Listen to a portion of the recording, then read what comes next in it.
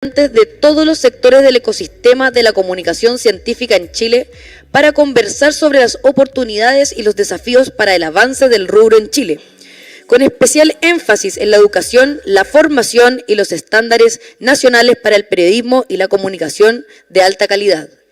Queremos agradecer la presencia de todos ustedes y agradecer también a nuestros patrocinadores y colaboradores. Dentro de ellos, Spark Grant Initiative, bajo los auspicios de la Federación Mundial de Periodistas Científicos, Eureka Alert, Borrowell Fund, Pfizer, University of California Santa Cruz, Universidad Andrés Bello, Campus Creativo y Periodismo, UNESCO, CEVIV, Sapecct, Asociación Chilena de Periodistas y Profesionales para la Comunicación de las Ciencias, Red MPC, Red Mexicana de Periodistas de Ciencias, Prensiable y Ania Brain.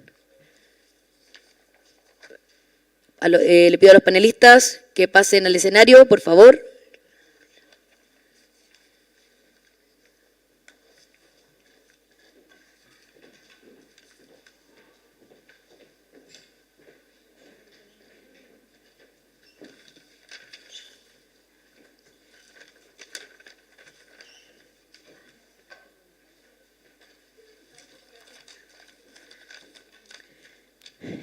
Damos inicio al panel Cómo trabajar en medios periodísticos internacionales. Nuestra moderadora Lindzi Wessel, periodista y comunicadora de Ciencias independiente. Martín Enserink, editor adjunto de noticias, anteriormente editor internacional Science. Meghie Rodrigues, periodista de Ciencias y Medio Ambiente independiente. Emiliano Rodrigues Mega, periodista y productor de audio independiente. Fermín Koop, editor, conocedor de diálogo chino, periodista, ZME Science y freelance, docente universitario, Universidad Argentina de la empresa. El objetivo de esta sesión es exploraremos qué buscan los editores cuando se trata de historias latinoamericanas y, por otro lado, cómo han hecho periodistas latinoamericanos para lograr vender sus historias. Incluirá una sesión de pitching para que jóvenes periodistas les puedan proponer sus historias a los panelistas y que estos le den retroalimentación sobre cómo mejorar o a qué medios potenciales pueden ofrecer. Damos inicio a este panel con un fuerte aplauso.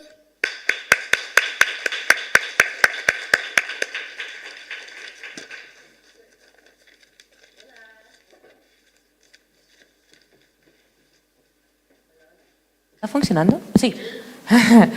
Hola, hola. This panel will be in English, but we have translators up here in case you want to ask your questions in Spanish, for anyone who's not comfortable, though I think we all are.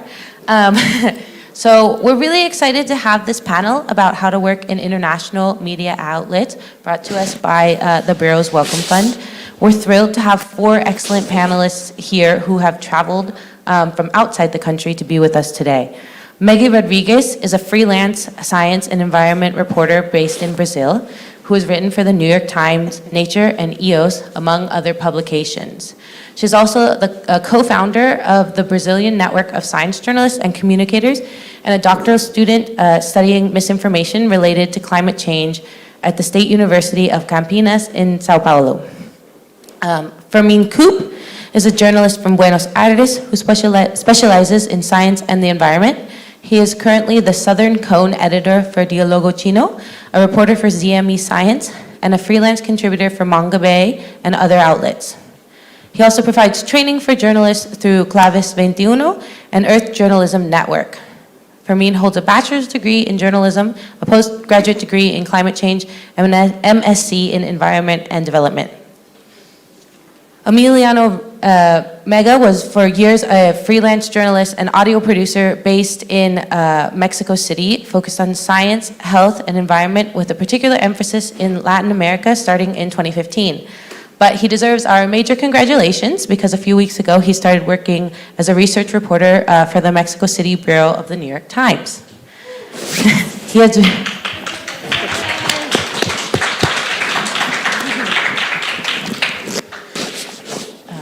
This Sapecct is really just a party to celebrate your new job. His written work has been published in outlets including Nature, Science, the Associated Press, Scientific American, and more. In 2021, he was a story coordinator of the narrative documentary podcast Las Raras. He studied biology at the National Autonomous University of Mexico and has a master's in science journalism from New York University. And Martin, who we are happy to have back on stage, is a deputy news editor at Science, based in Amsterdam. He was Science's international news editor from 2018 through early this year, during which time he coordinated and edited news from Asia, Africa, and Latin America.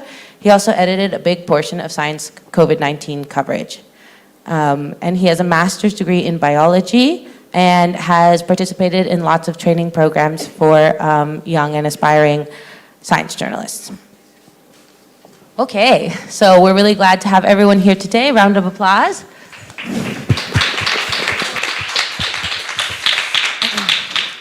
So let's just start a little bit with hearing from all of you about how you got started in writing for international outlets in science journalism. Okay, thank you. Yes, so in my case, I actually found it very hard to get inserted into the Brazilian market.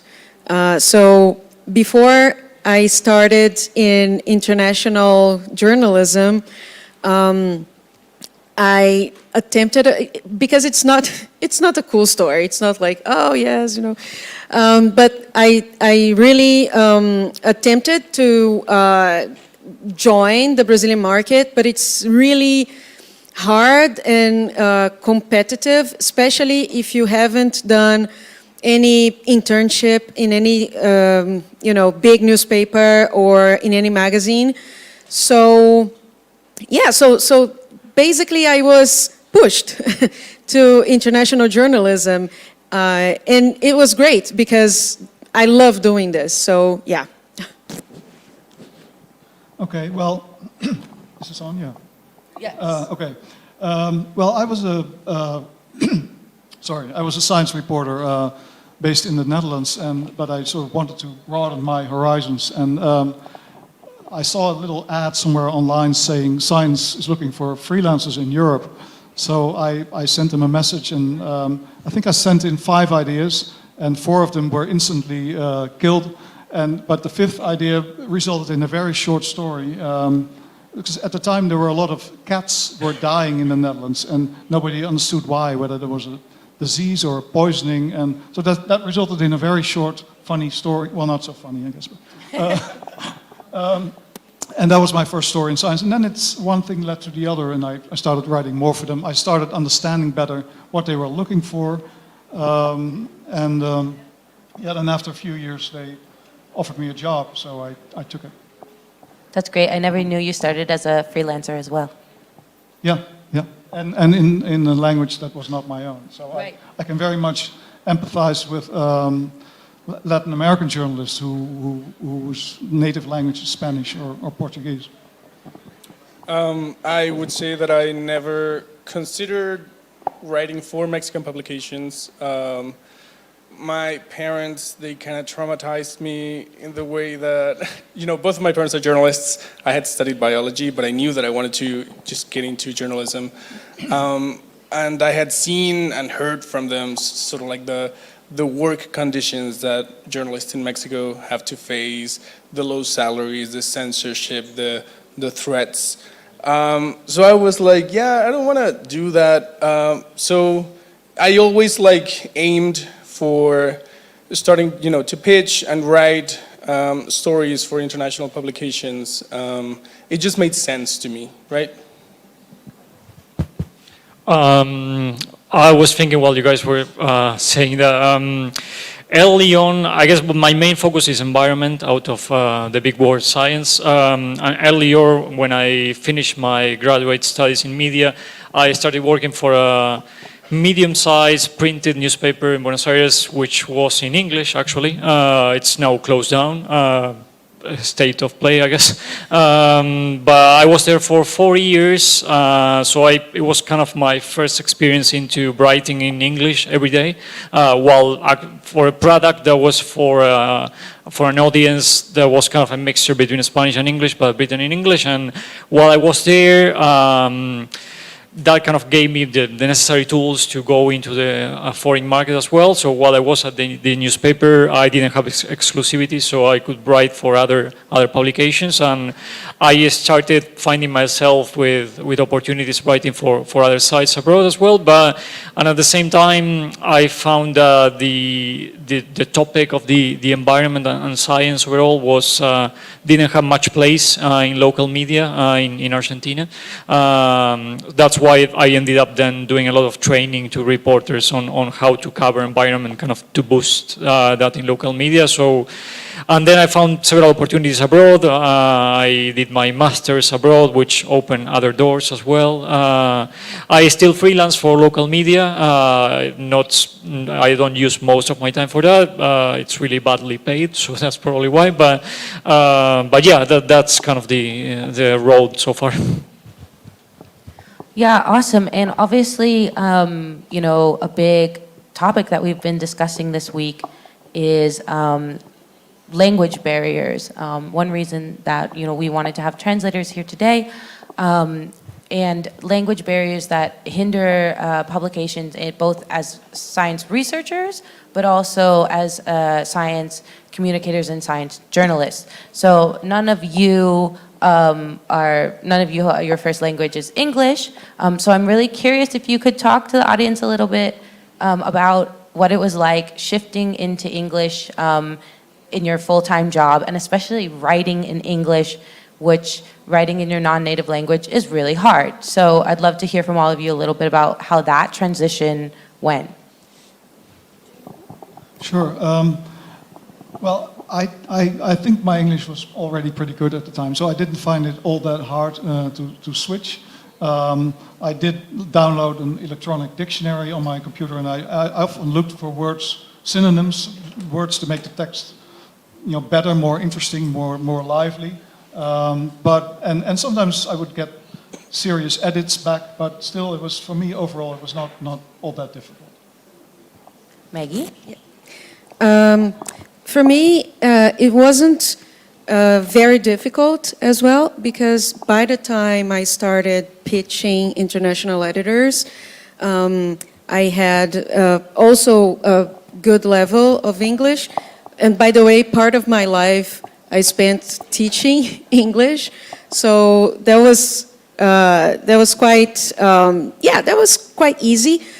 But it's not so easy in the sense that you have that flair, the thing about having the style, the elegance, the flair of writing in English is completely different of writing in Portuguese for me, for example. So this is something that I still have some difficulty with, even having worked for years already with English international publications. But it's something that you work, you go working and you can improve. So yeah, and I'm still, working on that, like cleaning the language to improve the elegance, the flair of the language. Yeah. I would say that, English. My parents took me to English lessons since I was a child. So I didn't have an issue with the language per se, but I needed to get comfortable just writing in the language. And I think an important point came when I forgave myself, because I knew that I wasn't going to be able to just write as a native English speaker, and that's okay. One of the lessons that I've learned, just freelancing and just working with different editors and so on, is that you don't need to have a perfect English and perfect grammar to be able to collaborate with these people. And that's something that was mentioned during yesterday's panel as well with the editors, right? You need to have good journalistic instincts, and to be able to find good story ideas and to be able to pitch them and to know how to structure them. but just to have like that perfect, native English level is not a requirement, I would say, to get into the field. Yeah, I mean, I actually have a similar story. I learned English from an early age, primary school, middle school, but since one of my first formal official jobs as a reporter was in an English written newspaper, there was a learning curve, definitely. The first 3 months probably were difficult because I had to write in English every day and produce 3 to 4 stories per day. It was in a small newsroom, so we were highly demanded, going in 4 p.m., leaving 1 a.m., really long days, a lot of stress, but that it was kind of a crash course on writing in English, on doing stories.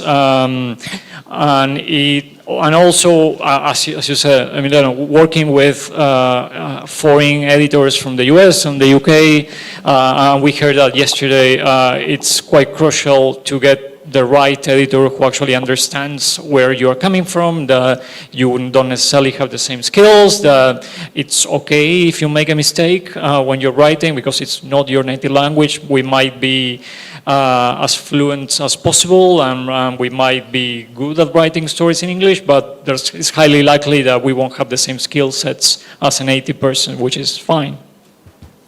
Yeah, and so it sounds like all of you, were at least exposed to English, learning English at a fairly young or early point.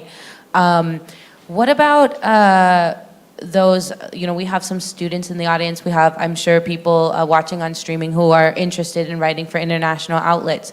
What do you do if you really want to have a voice in the international science writing community, but your English isn't that great? What are your options? Yes? Go ahead. My suggestion would be to collaborate. If your English is not really good, I mean, it doesn't have to be perfect, like we said, but if you don't feel comfortable, but you have to feel comfortable about using the language. So if you don't feel that much comfortable, pair up with, either a native journalist or a local journalist who's already used to writing to international publications, and go ahead and do your good reporting, do your good research, and split the work. I agree on that, but also, improve your English. I mean, why would you're not stuck in the level that you have. There's countless ways you can start watching English news shows, read English books, English papers. You can find maybe somebody who wants to learn Spanish and who is a native English speaker, and you can talk for an hour in one language and then the other. There's all kinds of ways of getting better, and that really helps, I think. Yeah, I agree. Like, reading was just fundamental for me because, reading the stories and the articles of people, of other journalists that you admire, it was just really helpful because, you learn, what works and what doesn't work, and the turns of phrases that they use and the structure that they follow, and just not copying that, but maybe being able to imitate that in your own style. I think that was helpful for me. I would also say that maybe one advice I have is just reach out to people, right? I cannot tell you how many times I was feeling insecure or I was, fearful of doing something, and then I just decided to go for it and, to apply for a scholarship or to just write a pitch to an editor I haven't met or, so yeah, I mean, just introduce yourself, say who you are, propose your story, and it'll be okay. Yeah, I mean, I fully agree with what you guys said.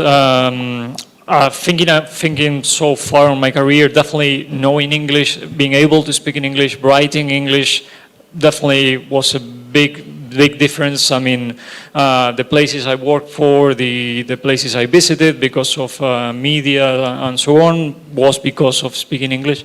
And also, there's also other opportunities. I mean, there's a growing number of medium-sized independent media outlets across Latin America that are opening up in recent years, which are places that you can go and write for them. I mean, as Meghie said, in Argentina as well, it's quite difficult to actually go and work for media organizations in there. It's kind of a closed circuit. You need to go to their masters, and the same thing applies to Argentina. But there's a whole bunch of really cool media projects in the region that you can reach out to them, send pitches, and you can write in Spanish as well. That's also an option.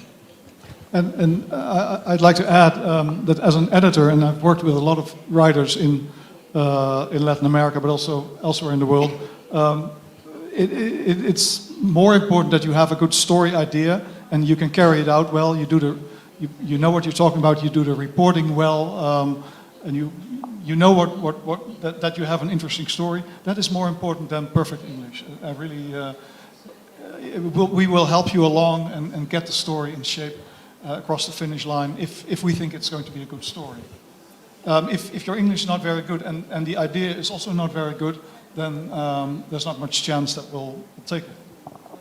Right, you'll never take it if the idea is not very good. Exactly. Let's also take a moment too to just highlight some of the places that you can publish in the international science journalism community in Spanish, because I think there's a lot of, that's an option too, you know, if you really don't speak any English or you don't want to take the time to learn English, which is understandable, where can we, what's your favorite outlets to read in Spanish? I would say Salud con Lupa, which is a sort of like investigative journalism project based in Peru, but they cover all Latin America. Is incredible. They've been covering the pandemic since like it started, and they've been doing a great job. I would say Manga Bay in Espanol is also pretty good. They do incredible investigations like we were able to see yesterday. Ojo Público is just like, I would love to work at Ojo Público. It's a Peruvian outlet. They don't only cover like science and environmental and health stories, but like a lot more, but they're just incredible. I will leave some for Fermín and Meghie. I think you named them all, but I'm just going to add one that's kind of recent. El País, the newspaper from Spain, opened up a news website for Latin America focused on the environment and social issues as well. It's called América Futura, and I know they work with a lot of freelancers from the region. I've seen a lot of names there, so it's definitely open to send pitches in there. Yes, and SciDev.net. Which is great. They have they have local editions to Sub-Saharan Africa. They have the global edition in English. They have the Latin American Caribbean edition, which is in Spanish with lots of original stories. So yes, definitely pitch Luisa Massarani and Zoraida Portillo, the great editors. Yeah, SciDev.net. And just thinking about other formats, then you also have El Hilo podcast, right, which covers all of Latin America. And I mean, they do everything, but they have covered health and science-related stories. Radio Ambulante, which is not as newsy, but then you have like this more narrative flair to explore. I have to give a shout out to Las Raras, which is Chilean, and you know, which is amazing, and they produce amazing stories. So there are opportunities out there. Awesome. Thanks so much for sharing all of those ideas. So I want to ask, now, I think it'd be great. We've talked about representation. We've talked about underrepresented regions and bias, global bias when it comes to science coverage. I'd like to hear from all of you your kind of assessment of how we're doing as a planet in covering science and science-related issues from specifically South America. And maybe Martin, it'd be great to hear from you and maybe how that's evolved over your career too. Right, sure.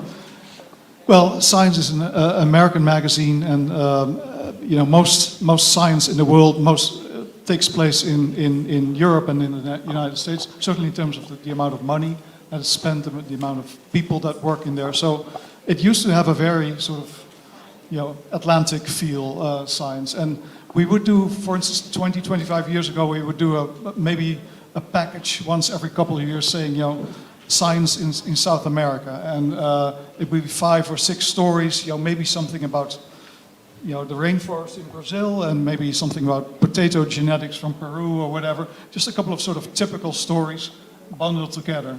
I think that has really changed. We do much more now. If you look at recent years, with the pandemic, we've done lots of stories from South America. We've done stories on the crisis in Venezuela and what that meant for science and health.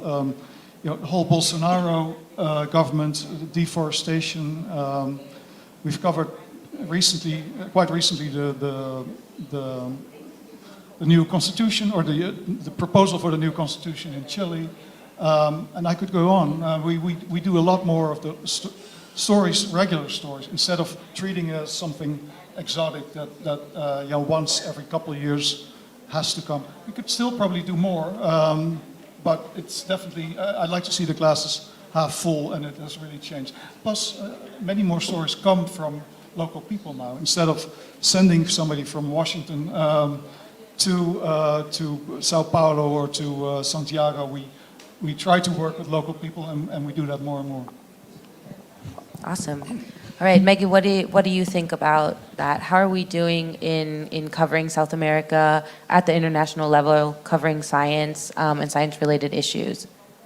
I guess since we have the Amazon forest, and it garners a lot of international interest, this is a place that has been very well covered, I guess, but there's much more to cover in terms of science. But it also yields, content in politics, like it's the environment, it's about deforestation, technology, climate change. So I guess the Amazon is one of the big themes that we have being covered, very covered in Brazil right now. But I guess since the Lula years, maybe, and I won't remember much before because I was quite young before that, but maybe since the Lula years, with the investment in education and technology, and the way that Brazil sort of rose. I don't know if you remember that that cover from The Economist with the Christ, the Redeemer, like setting off, like, so yeah. So there has been a lot of interest in Brazil, and the fact that we have lots of colleagues based in Brazil who can do good coverage for international publications also helps. So I guess we are responding to the interest. And of course, during the Bolsonaro years, there was like a piece of news every day. So everybody was interested in knowing how we were faring. So yeah. Yeah, I completely agree with Martin and with Meghie in the sense that I think the coverage of science in Latin America has just evolved incredibly over the past years. I think we now have more stories from people, based in the region that are covering the science, and they're producing stories that are more sophisticated and more complicated. And what I mean by complicated is that they complicate people's vision and ideas of Latin America, right? The region, for the longest time, has been, characterized as a region full of, violence and drug-related violence and immigration and politics scandals and corruption. And yes, we do have all of those things. And yes, we as journalists based in Latin America are going to, continue covering those. But I think I've always seen science journalism as such a good way to challenge what people think of the region. One of the very interesting changes that I've seen is that now I feel like we're seeing more watchdog journalism, which is something that you talked about, Martin. Right? We are, checking the power that exists inherently in the scientific system, and we're questioning it, and we are just evaluating who it works for and who it doesn't work for, and who are, you know, affected by science and scientists and the scientific system. And so that's exciting. Like, that's a really new thing that I hadn't seen before. Yeah, I fully agree. I think we are moving into a different direction, breaking with bias and stereotypes that there used to be from other countries to Latin America. The fact that there's so much talent, so many great reporters in the region. I mean, from my role as a commissioning editor, I receive pitches from reporters from, I cover Argentina, Uruguay, and Chile, and we have other editors in the rest of Latin America, and we get pitches from reporters all over, and they are fantastic, really, and there's a lot of talent in the region, and the fact that they can get out there, and not just in local media, but also in media outlets in other parts of the world, and tell those stories from the ground, that's a great way of changing that vision from the region. Great. Well, we've been saying the word pitch a lot, talking about pitching a lot. I think, you know, I want to take a moment for those of us who haven't ever sent a pitch before, to talk about kind of the step-by-step process of what that looks like when you think, I have a great story that would be great in Science magazine or Diego Lagutino or another outlet, and you want to write it. I guess, Martin, what do you do? What does that look like? And remembering that we have some students in the audience. Right. Okay. Well, a pitch is basically a proposal for a story. You're going to explain what the story is, why it's interesting, why it's exciting, and you have to sort of show that you know enough about it to write the story. You're not going to write the whole story, but a couple of paragraphs to convince the editor that, yeah, this looks like an interesting story, and I think this person should do it. That's really the role of a pitch. So you have to have enough detail there that it convinces, that it's not too vague, but not 1,000 words usually. So short, pithy argument for why you want to do that story, and it has to say what the news is, why you want to do the story, and also why now. Sometimes I get pitches and I'm like, yeah, that's an interesting topic, but I think we could have done that story 3 years ago, because doesn't look new enough. So that's really important. I think those are sort of the basics. And by the way, yesterday's virtual session, I assume that's online as well, right? Yeah, the virtual session, I think, will live on the de Periodistas de Mexicana. Sorry, how is it, Emiliano? I'm so sorry. I can't switch between. Red Mexicana de Periodistas de Ciencias. Thank you very much. Okay, and it'll live on their YouTube channel. Okay, because so that had 5 or 6 editors who all discussed how to pitch a story well, and I thought it was just chock full of good tips, which I'm not going to repeat all of them, I think. Yeah, that's a great resource, and as we said, it's online. So if you are really interested in writing for an international outlet, and not necessarily an English-speaking outlet, we did have Debbie Punchner from Revista Knowable. That's in Spanish. So check out that resource. For the kind of a lot of tips from editors. So Fermín, let's keep going with that though. So what does it look like, you know, if you get a freelance pitch, you love it, or at least it's workable. What is the steps that happen next? How does it get to publication? Yeah, well, we have been actually tweaking lately the process that we go through, so to have a better flow. So we get the pitch from the reporter. This can be an email, or if I know the reporter, this can be a WhatsApp message, and then follow-up email, depending on a case-to-case basis. If it's a new reporter that wants to work for us, I'm going to be expecting for the reporter to at least have gone through the website, understand what's our focus, what's our angle, and why are you sending this pitch to us and not to another media outlet. So once we say yes to the pitch, we work on a brief.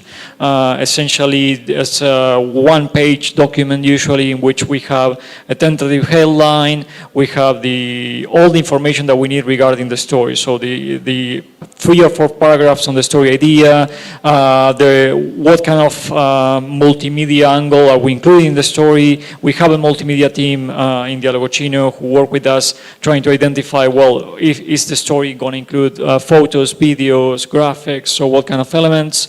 We agree on a deadline as well with the reporter. We might need for the reporter to send the story in a couple of weeks or on the same week, depending on a case-to-case basis. We agree on the extension of the story as well. We usually do 1,000 words, 1,500 words, something like that. Yeah, we discuss as well possible sources for the story.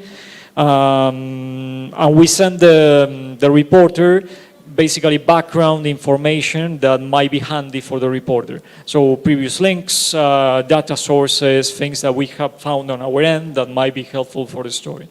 We work on that brief, and together with the reporter, we send the brief to the reporter in case the reporter finds something that doesn't work with the brief, he or she wants us to change something on it. We agree on that. We agree on the amount of money that we are going to pay for the story, and then it's for the reporter to start working on it. And we keep the conversation open as well during the story process in case the reporter finds something that changes the angle. Hopefully not, or if they find something that they want to check with us, we try to keep that conversation flow open as well.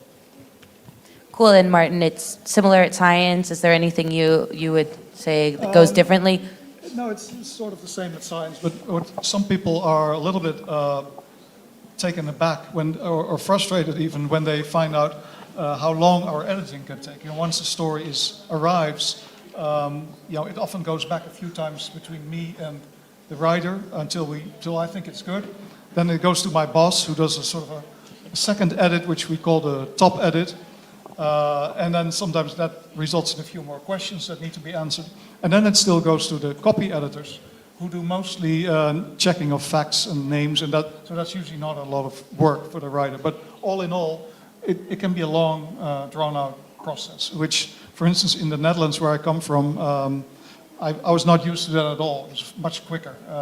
People didn't spend so long editing a story. So that's something you have to sort of take into account. Yeah. I usually get the same feeling, by the way. I mean, it's kind of tricky with reporters sometimes because they don't get that kind of process that we got to go through, which can be lengthy. There's a lot of people involved in commissioning a story. When it's a reporter that maybe he or she is used to work with local media where the standards might be different, it's sometimes I work with local media, and it's a much. The editor in the local media outlet doesn't get that much involved. There's not a brief process, and as part of this kind of lengthy process, it means that the editor has a higher responsibility, and there's a reason why the editor is there. And sometimes it feels, when I have conversations with reporters, that they are frustrated because either the editor doesn't explain why he or she is making the edits, or anything related to the process. And when this happens, in our case, we try to do that. The reporter is kind of grateful because the editor actually it was kind of a learning curve for the reporter what the editor did. And I think that's what we should be looking for with every editor, but that's not always the case. Right. I think something that maybe is surprising sometimes for new writers is how much of a team effort it is. And so, Emiliano, I want to ask you, the relationship with your editor, and sometimes multiple editors, is so key. I think, what does it look like to have a good relationship with your editor, and what does it look like to have, what's an example, without naming names, unless you want to, of a bad relationship or a bad example of an experience with an editor? I would say for me, the editors that I haven't liked, working with are those who barely change the article, right? And some may see that as a compliment, they didn't change a word. So that must mean that my text was awesome. I always see that relationship as sort of like a learning experience. So I like this to be sort of like a collaborative endeavor in which both my editor or editors and I are just so involved in the story that we both want the story to be sort of like the greatest possible version that it could be, because like every story can be improved. And I like to feel challenged, and I like to learn, from working with these just great people. And so I would say that, my best experiences with editors are those who just are just fascinated by the story, just like I am, right? And they get involved and they ask questions that I maybe haven't asked myself. There was something else that I wanted to say, but now I forgot. I think, what's an example of a bad interaction with an editor? Well, maybe, besides just like, the fact that some editors just barely do any changes and all that, I think one experience that I had once, or maybe twice, with even different editors, was I always kind of struggled with the fact that international editors at international publications, they sometimes see stories coming out from Latin America as too local, in a way. And so that's always weird, right? Like, because what does local mean, really? I remember once I worked with an editor and I pitched a story about, I don't even remember, it was about like poisonous frogs in Colombia. So it was like a cool subject, and they were like, no, this is too local, blah, blah, blah. Why don't you go and, cover a story about a fishing competition in upstate New York? And I was like, how is that not local, right? So maybe that was a bad interaction with that editor. That's where this kind of bias is coming in again, like where is your publication located? Right. Yeah. And Meghie? I never had this kind of experience. You never had to cover a fishing competition in upstate New York? No. I didn't do it, by the way. You didn't. But I can talk about good relationships with editors. So I guess editors who are patient, because you're not writing in your first language, and you can see a lot of heavy editing in your text sometimes, or even most of the time, because but then it has to be a patient sort of relationship, both from the part of the editor and from the part of a journalist, because sometimes it's hard to see, so much editing, and then you think like, oh my God, my writing wasn't so good. But it's not, it's not that the writing wasn't good, it's just that, you're writing in your second language. So I had the luck to have had the experience of having lots of good editors who are really, willing to help you improve your text, your writing, who always explain why they're doing the edits. So I guess this is good. A patient relationship is a very good one. Great. And so I just wanted to circle back again to pitching before we completely leave it behind, because I think it's such a fundamental part of the process, especially the first pitch, with a new outlet, getting your foot in the door. And so I guess, from any and all of you, let's talk about some of the worst parts of pitching and like what tips you have for hitting your stride, I guess, with pitching. Okay, so pitching pitching can be really hard, especially if you're a freelancer and have to keep things rolling because of the feast and famine process that we all know as freelancers. So I was talking about patience, and sometimes I myself lacked the patience to go into the story in the sense that you take the very fine details to make a good pitch. So, and of course I got these pitches like rejected because they were too rushed out. So one thing that I would suggest, after having lots of pitches rejected, of course I had lots of pitches accepted, but also, I mean, for every pitch that you have like accepted, you have like 2 or 3 that are not. So I would suggest not to rush, you know, because sometimes you think the idea is really good, but you haven't got to the details, like you haven't got to the bottom of the thing. So you just have looked at it from the surface. And maybe you don't have a top, I mean, maybe you don't have like a story, and then you just have a topic. You know, you look at the study, for example, and then you say like, oh yes, I want to cover this study here. This is really interesting. But then, you know, treat it well, treat it patiently, go through the study and get the fine details to get the eyes of your editor, you know, shining when he sees that. So don't rush, because if you rush, you're going to have your pitches rejected. So that's my advice. Well, I think one of the worst things about pitching is sending in a pitch and then never hearing back. And I think it happens, I don't know how often it happens, certainly it has happened to me in the past, and I know also that as an editor I've sometimes forgotten to respond to a pitch because I was too busy and I had 300 other emails.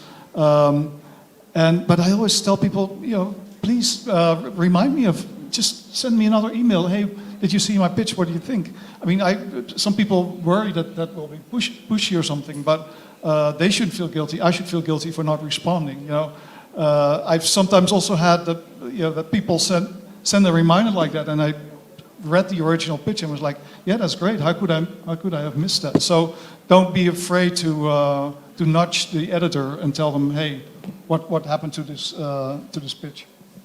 And I think it must also be said that one of the terrifying parts about pitching a story is that, you know, your pitch gets accepted, because then you're like, oh shit, like I actually have to write this now, cover this. That's terrifying. Maybe in terms of advice, it definitely helps me to think of stories. I mean, it helps to identify what's the conflict in your story, right? For me, like every good story has a conflict. It doesn't have to be like a big, you know, humongous conflict, like, oh, I don't know, like scientists got arrested or something. It can be subtle and it can be brief, but I think that there needs to be sort of like an obstacle, and then there needs to be characters that need to just like overcome that obstacle in some way. That's a very helpful way of thinking about pitches and stories, for me at least. Just gonna agree with Martin. It's definitely okay following up because we get a lot of pitches. We can't publish all of them. There's a lot of great pitches, and there's also a lot of bad ones. In terms of reporters rushing into, as May was saying, into sending pitches, or not looking into the media outlet that they are sending a pitch to, or also thinking, because it's not always necessary to dig extremely deep into the pitch. I mean, we are not expecting you to do a massive amount of reporting when sending the pitch, because we are not paying you to do that. So I'm not going to be expecting the reporter to do interviews and a whole bunch of work when sending the pitch. It's fine, just a couple of paragraphs, but keep in mind that those couple of paragraphs need to be attractive on their own way, and I need to be convinced on the story. And especially thinking that if you are selling a story to an outlet that's from another country, you are speaking to an editor that they might not be aware of your country, of the realities in your country. So you need to explain quite a lot. On Diálogo Chino we have a global audience, so it means that probably on our pieces at least 2 or 3 of the paragraphs are explanatory paragraphs, because we are telling a story from Brazil or from Argentina, or to an audience that's global and they don't know what's going on in those countries. So when you make those pitches, also think on who are you talking to when you are sending the pitch. And think whether you are sending the pitch to the right person, actually, because it happens, I heard from colleagues that they get pitches, but they are not the ones who are supposed to get the pitch, and also do a little bit of Googling and trying to find who should be sending you the pitch. Yeah, and so you're saying, who are you pitching to? That's a good question. But I think we also, it'd be great to hear, like, who should be pitching also. So, we have a lot of diversity in this symposium. We have some journalists, we have scientists, we have students, we have communicators, we have some who are in a little bit of everything. Who can pitch you, Fermín? What kind of person are you looking for behind the pitch? Definitely, that's a good question. So I'm looking to someone who has... So let me do a little bit of background of the media outlet I work for. So it's a UK-based publication that looks at the relationship between China, Latin America, and the environment. So I'm looking for someone who understands the main big questions on the environment in Latin America. I'm looking for someone who is aware of global trends regarding the environment as well, who is clearly keeping an eye on the agenda, on topics as well, who understands the local reality, who has connections and sources and so on. And ideally, who has a visible presence, so someone who has a Twitter account, Instagram account, and so on, because we want to distribute their work when they publish the story. And basically someone who makes the case, makes a proper case on the story that they want to do. I mean, I'm not going to be... let's say also that I want to commission a piece that I came up with the idea, I didn't get the pitch, and I want to commission a story to the reporter.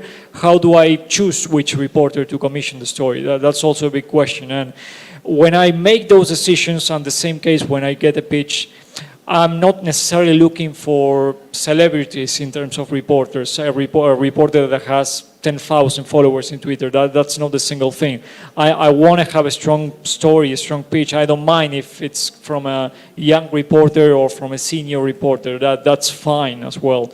The important thing is that the story is solid, what you are telling is appealing, convincing. I think that's kind of the main thing. Yeah. Cool. And then who can't pitch you?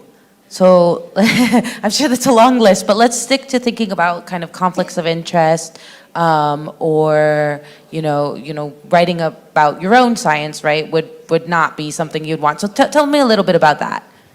No, definitely, and I think we heard a little bit about during the 3 days of the conference as well. If you are working for a science center, or if there's a visible conflict of interest. Ideally, I wouldn't want to get a pitch, but if there's a reason why you think you are still suitable for the piece, I would need to understand why, have an actual explanation on that. I also am a strong believer of the stories being done by people on the ground who understand the local realities and the backgrounds and so on. So, for example, we try to commission stories from Brazil to reporters who are in Brazil. They don't necessarily need to be Brazilian, that's fine, but if they are there, they are in contact with sources there, that's kind of the best ideal scenario. I wouldn't be commissioning a piece from a topic related to Argentina to someone who lives in Greece, for example. But I do get those pitches as well, and I usually don't go with them because I want to highlight the value of the people on the ground, because they are the ones there, they know the background, the realities, and so on. Martin, is there anything that's different in your case? Well, I really underline what Fermín says about conflicts of interest. So we absolutely will not take stories from people who work at an institute and want to write about that institute. That's just impossible because it's a massive conflict of interest. But even, say, if you work, for instance, for a cancer institute, you write a newsletter or something, basically the whole field of cancer is then also off limits for you as a reporter, because we cannot trust that you will make the right decisions. If you work for a cancer newsletter and you can write about astronomy on the side and you have no connections, commercial, business connections to that world or financial interests, that might work, but it has to be completely separate. We prefer just basically to work with journalists who are full-time journalists, but often that is not quite possible because in many countries it's difficult to make a living as a full-time journalist. So some combinations are possible, but we need to know about them and then we'll talk about them. Awesome. Well, let's talk about that. So we're talking about pitching and coming up with stories in the context of being a freelancer. And we heard yesterday from our virtual panelists, that for many of them, they would love to have a freelancer they can call on in every country. But what does it mean to kind of have that? What does it mean to be a freelancer?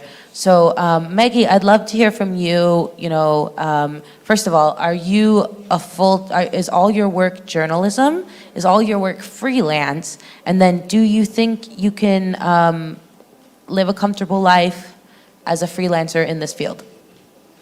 Yeah, so yes and yes to the first questions. I am a full-time freelancer and I earn all my income from my freelance job as a journalist. But, as a disclaimer, it took me 10 years to get there since I finished graduation, since I finished college, journalism, and yeah, we were talking about that a little earlier. Being a journalist, especially in Latin America, where salaries are really low, the working conditions, I talk to my colleagues in other areas, some covering health, economy, like the other areas, and it's pretty hard, it's pretty tough, but they are all very passionate about journalism, and so they, still decide to keep following that career because of their love for what they do. But it's a pretty tough situation. But that disclaimer made, I had to do a lot of works on the side before I could become a full-time freelancer, working full-time with journalism. So I have worked for science communication projects. I worked in a science museum in Rio de Janeiro as a content researcher, while I was at the same time using some free time to build my portfolio so that I could step out of that job with my name at least a little known, with international editors. So yes, I guess it's a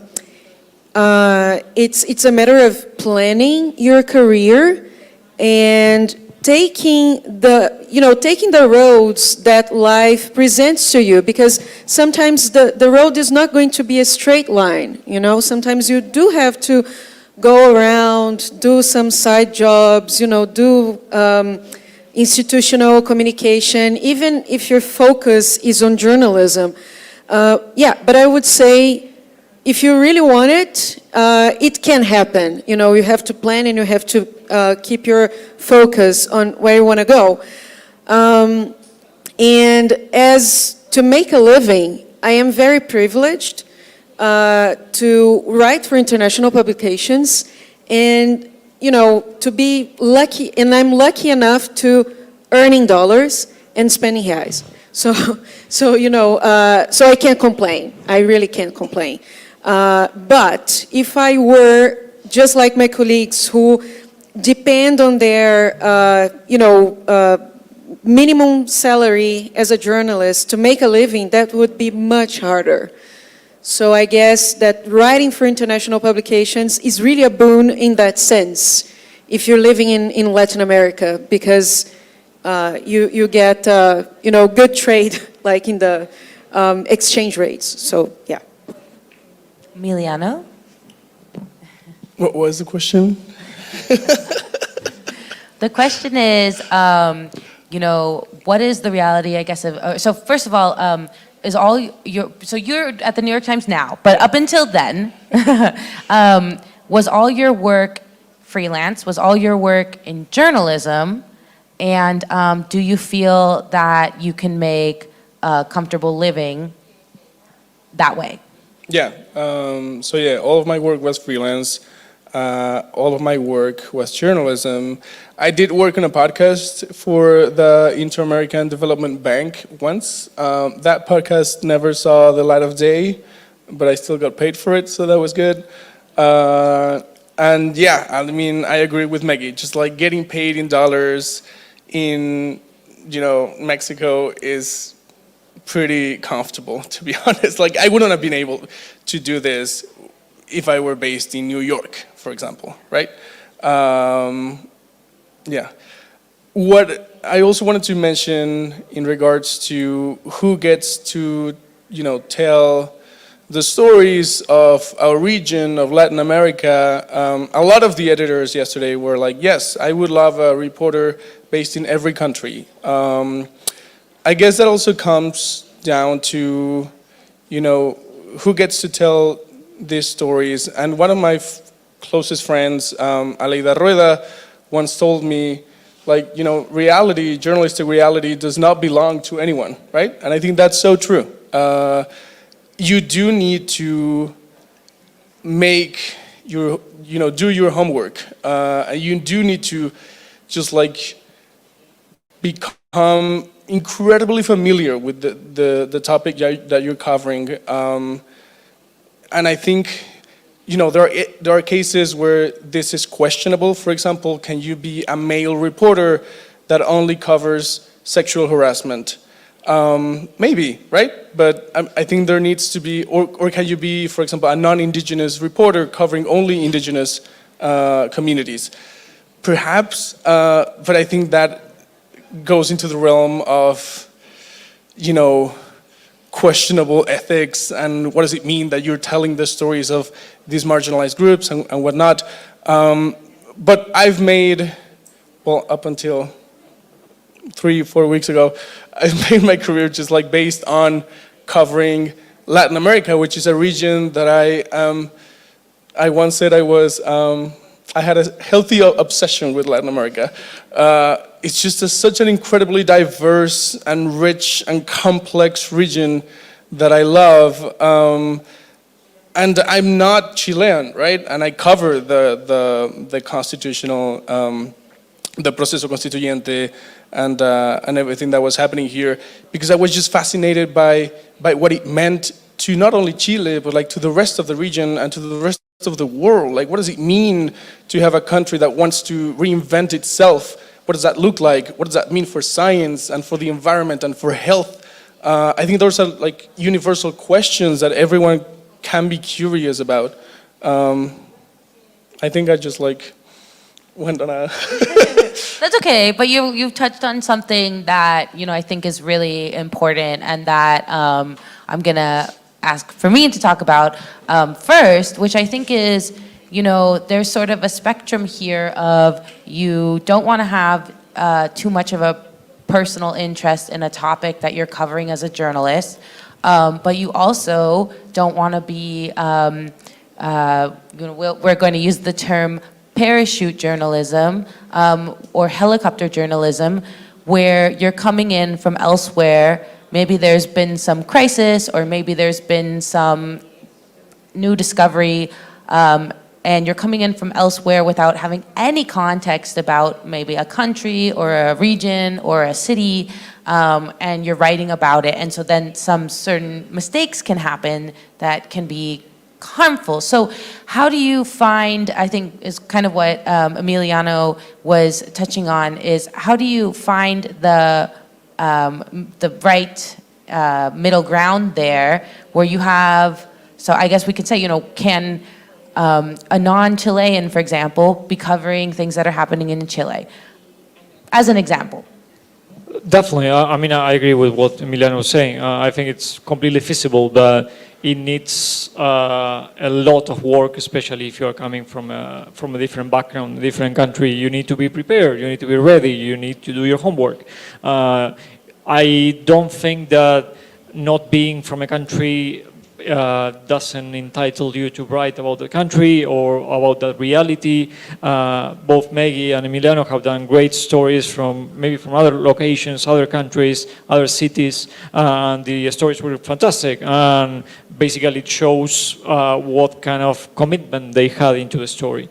It can be done, it just requires a higher level of commitment and work on your own personally if you are not from there, from that region, from that background. And it requires you to be extra careful on things that you may not need to be if you are from there, because you might be open to making mistakes because you are not from there, or saying things that you shouldn't be saying on your stories. All things that you can avoid by doing your research, speaking with the sources, the right people, taking your time, and doing a nice story that can definitely be done despite that you're not from there.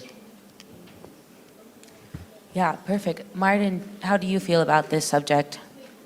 Well, I think we like having local reporters for two reasons. First of all, to know that there is even a story. I mean, it's impossible if you're in Europe or in the US to know that there might be something really interesting going on in Brazil unless you follow all the newspapers. But, you know, the world is a big place. So reporters can be our eyes and ears. And then once there is a story, it's much easier for somebody to do who is in that country, who knows the politics, who knows some key scientists, who has maybe contacts within the academies of science, etc. So people are just better informed. But I'm also not dogmatic about it, and you know, we have covered stories about Brazil, maybe from Berlin, or you know, and we have done what you call parachute journalism, where we send somebody to a place. I've done that. You know, I went to Peru to do this story about a city at 5 kilometers altitude. I think some people can do a very good story even though they are not from a country, and some people who are from the country can do a bad story. So I think in general it's preferable, but I'm not dogmatic about it. It requires, I mean, speaking from an editor's point of view, and we were saying before that on an ideal basis, an editor would like to have at least one reporter per country, and I think that's perfectly doable. I mean, I do have my spreadsheets in which I have my list of reporters. So I work on 3 countries in South America, and I have my reporters from Argentina, from Uruguay, from Chile, who I reach out to when there's a story, when there's a story that I want to commission. And they also are open to send pitches to me, and it's an ongoing spreadsheet because there's new people. As we saw yesterday with the session, there's people that get full-time jobs. And sometimes they are no longer available or on leave or something like that. But I think there's, as I said before, there's fantastic reporters in the region. And so it's up to the editor to identify them, to notice them, to find them. And that's also one of the qualities that I think an editor needs to have, to actually go out and reach those people and find them. We were hearing from the session yesterday that many of the countries were not represented on these media outlets that they were speaking to, and that's on the reporter and on the editor. So it's not just the reporter who needs to reach out to those editors, but the editors should also be actively looking for stories in those countries. It's tricky. Editors have a lot of responsibilities on their plate. They can't be looking for all the stuff that's happening everywhere, but definitely I think that's at least what I try to do. I like to be proactive in finding those stories and finding the right people as well.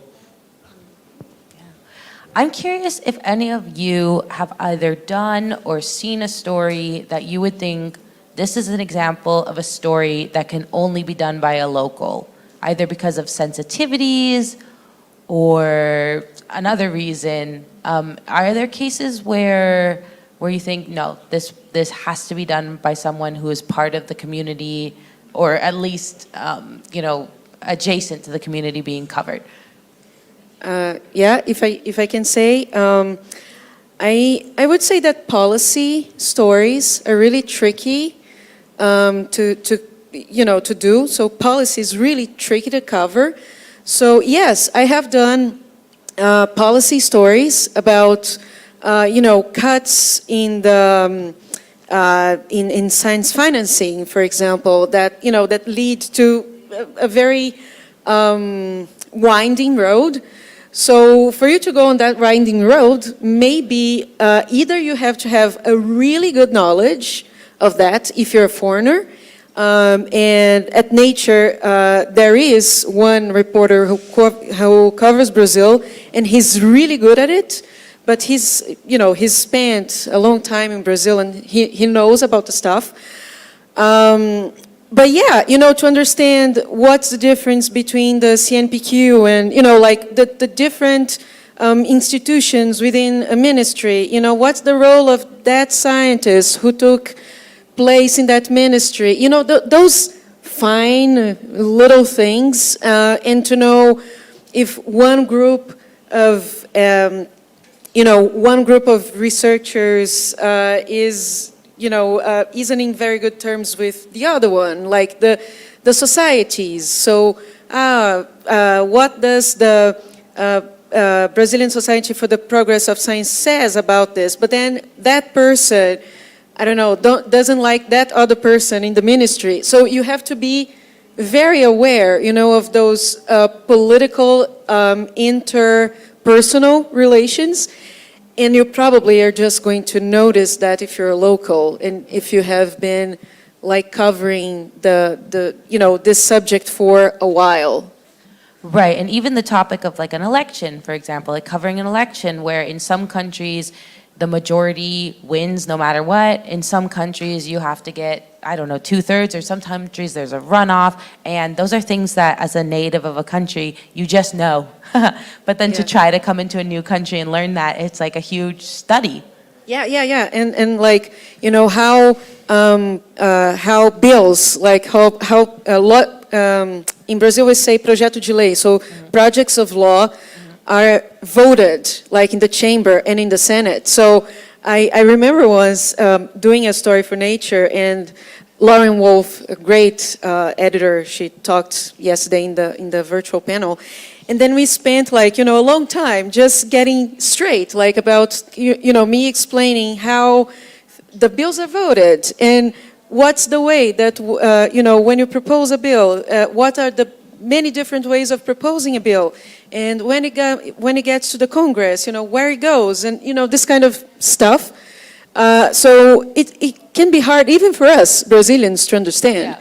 So it's like I would never be able to cover this kind of thing, like in Belgium, for example, where they have like this tripartite, country of three different languages. I couldn't even understand how politics works there, So yeah, a local does better. I would also say maybe stories that have to do with identity, right?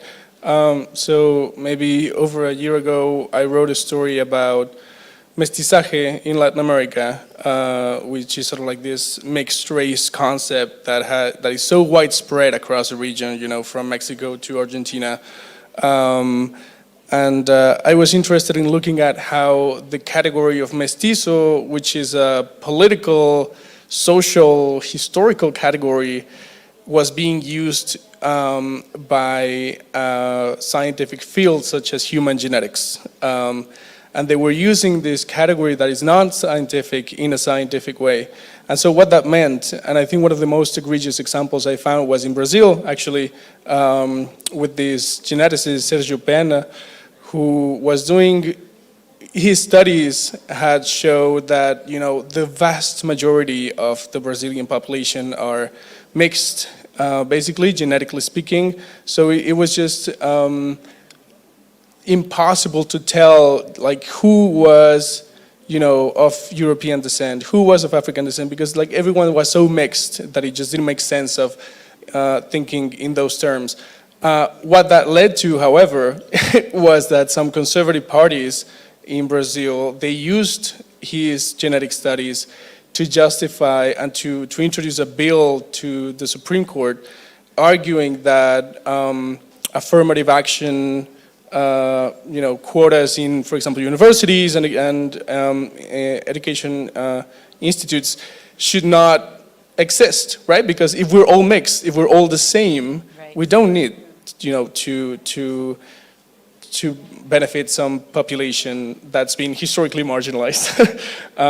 So it was just so complex, even for me. I grew up with this mestizo message, since childhood, but I think it would have been way harder to cover that story had I not had that personal experience as someone living in Latin America. Yeah, that sounds like an example where it's quite delicate and you could really have some missteps if you don't have a lot of context. Martin or Fermín, did you want to add something to I was just thinking on what Meghie was saying on policy. I mean, I read the stories in the past coming from Argentina that were clearly visible that the reporter didn't really get the intricacies, and Argentina is a mess economically and politically speaking. So it's quite hard, and we have like 20 exchange rates for now, for example. If you are not from there, it can be tricky to get that. And the same if you're, I was thinking on Meghie was describing the process of building on bills, and if you want to understand how the forest law works, the glacier law works, why does the country doesn't have a wetlands law despite 20 bills that have been drafted so far, those kind of things. And might be tricky for a local not to report on those. So yeah, fully agree with that. Right. I want to ask about something that has come up in this symposium so far about maintaining objectivity when you are affected by something you're reporting on. And so we've talked about this in the context of the pandemic. So all of us were affected by the pandemic. All of our families were affected by the pandemic. And also, I think, a lot of us were called upon to report on the pandemic in, a quite stressful way.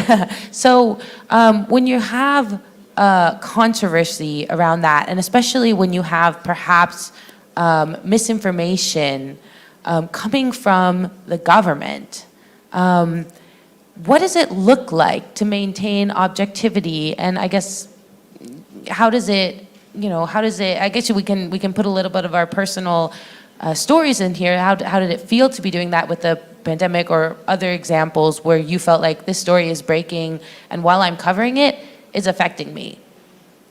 Do you want to go, Emiliano? Put him on the spot. I can do a little bit of tweak into the question. I cover quite frequently the climate crisis, and I worked quite a lot on understanding the misinformation related to the climate crisis.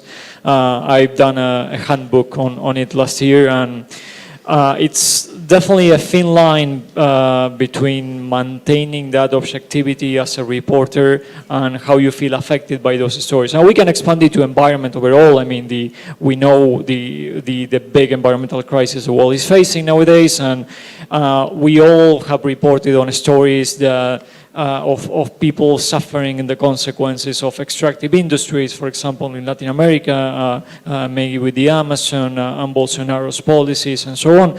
And they really touch your heart on many ways when you do those stories. But there's a reason why we are the ones who are telling the stories. We have the capacity, we have the skills, we have the training to do those stories. We are the ones doing the fact-checking, speaking with the sources, and so on. It's not the same as an activist, for example, or someone from an NGO doing a story on that. There has to be some kind of division between that.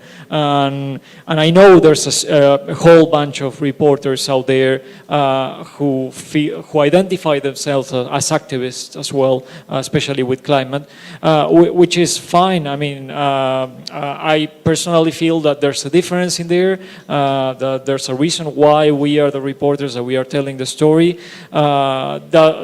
Of course, we are going to be somehow affected by the stories that we tell. That's why we now hear the term eco-anxiety, for example, and so on, coming from the climate crisis. And if we are telling a story from a community on the ground being affected by a lithium mine in Chile or in Argentina or in Bolivia, and the fact that they are running out of water because the mining companies are coming in, we all get moved on some level with that. But we are not coming from Greenpeace or WWF or whoever. We are telling those stories, and it's fine to be affected by that. We probably are affected by that, but we are the ones telling those stories. So there has to be some kind of division, I think. Does somebody else have something they want to add? Yes. Yes. Yes. Go ahead, Meghie, please. Yeah, like we were talking a little earlier, it was really hard to cover science and environment policy during the Bolsonaro years because of all the undoing of institutions, of the, records of deforestation that we saw every year, like year in, year out, you see fires, you would see like law enforcement not being applied in the case of surveillance of loggers. Ibama at some point wouldn't even have money to put gas in the cars that should go like to the places where the loggers are. So, it was really hard. And everybody was really affected, not just about what was happening, in the policy side, but with everything else. We just went through a anti-science, anti-environment, anti-democracy, regime. So that really deeply affected me. And, in the mental health note, it was really a test of endurance. But like Fermín said, we are the ones telling that story because we are living that, on the ground, and we know what we're talking about. And of course, we always have the people whose stories we are telling, or the data, that we have to show. So even if a little of opinion is always going to slide, depending on the situation you're living, but the data is there. The information is there. The important is that you're giving that information, and this is not going to change, whether you like it or not as a journalist. So yeah. I want to ask, did you want to add something? No. I want to ask one more question, and then I think we'll move to taking questions from the audience. If there's one thing, thinking of the international science journalism community, this is a little bit of an international conference. If there's one thing that the international science journalism community should be doing to increase representation from South America, Latin America, Chile, you can pick your region. What should we be doing? I'm just going to say, reach out to reporters. We all of us are here. There's fantastic people on the ground with the necessary skill sets to do those stories. So on one end, we, the reporters, need to make ourselves visible to those media outlets from other countries, but at the same time, they need to be proactive as well to find them. So it has to be a balance in there. Of being on a more critical note, us editors have the responsibility to do that, but also reporters need to make themselves visible. As Meghie was saying, she spent quite a lot of time making herself visible and spreading the word to other media outlets about her and her work, and it takes time, definitely, but it's something that we gotta do if we want to reach these big media outlets. Yeah, I very much agree. I think the editors can reach out. And I've tried that the last couple of years. For instance, when somebody pitched a story and it didn't work, sometimes I'll go back a few months later and say, hey, you know, that pitch didn't work, but if you have more, let me know. Or sometimes people do one story and we never hear from them again. And so, even though the story was good, and I'll sometimes email them and say, you know, how can we get you to write for us again, because we like that story. But it takes two to tango. Yeah, I mean, people should also put themselves out. And I also agree with what Emiliano said earlier. I remember when I was a reporter in the Netherlands, I thought, you know, science, that sort of, to me, it was a bastion, a place you could never, I had no idea how you could ever enter that. I found it very scary. And, you know, I just tried, and they said yes, and one thing led to another. So don't be too afraid to give it a try. And if it doesn't work, you can try again, or maybe give up. But the walls are much lower than you think. I mean, people, you know, the editors like good stories, and they'll answer you.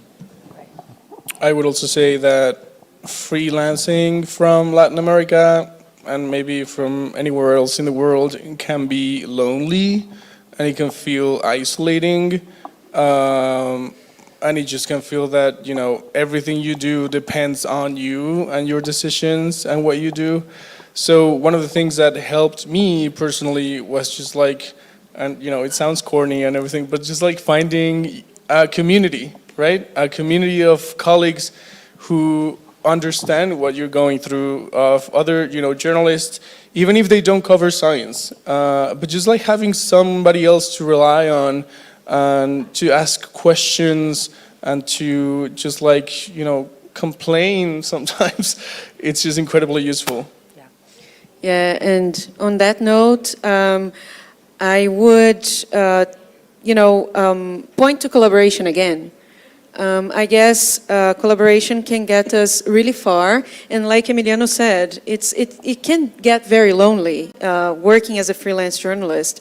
So I have had the luck to work with, in collaboration with, the most recent was Mariana Lenharo, which is one of the best science journalists we have in Brazil.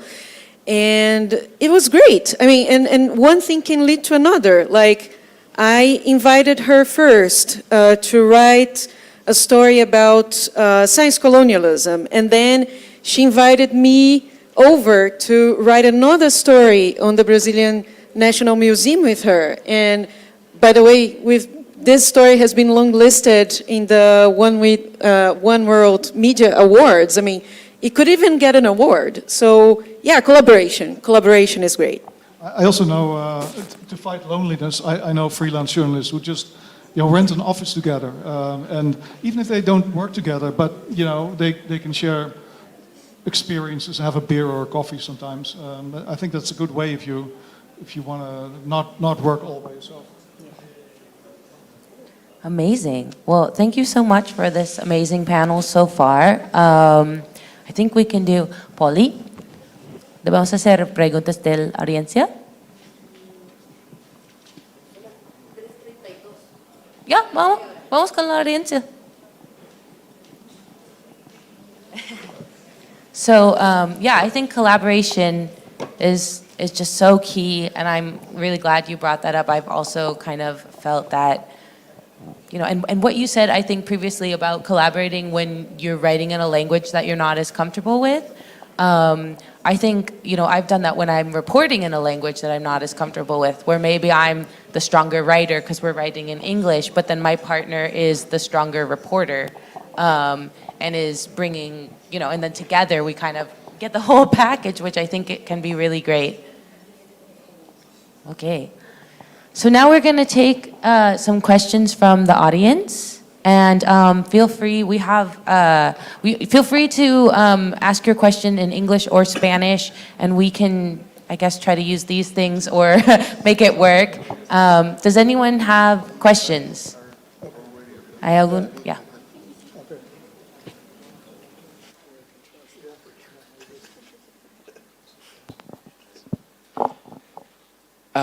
Emiliano mentioned at some point that, especially in Latin America, sometimes stories can appear hyper-local, even when, if they were set in the United States or Europe, they would, be accepted as a story.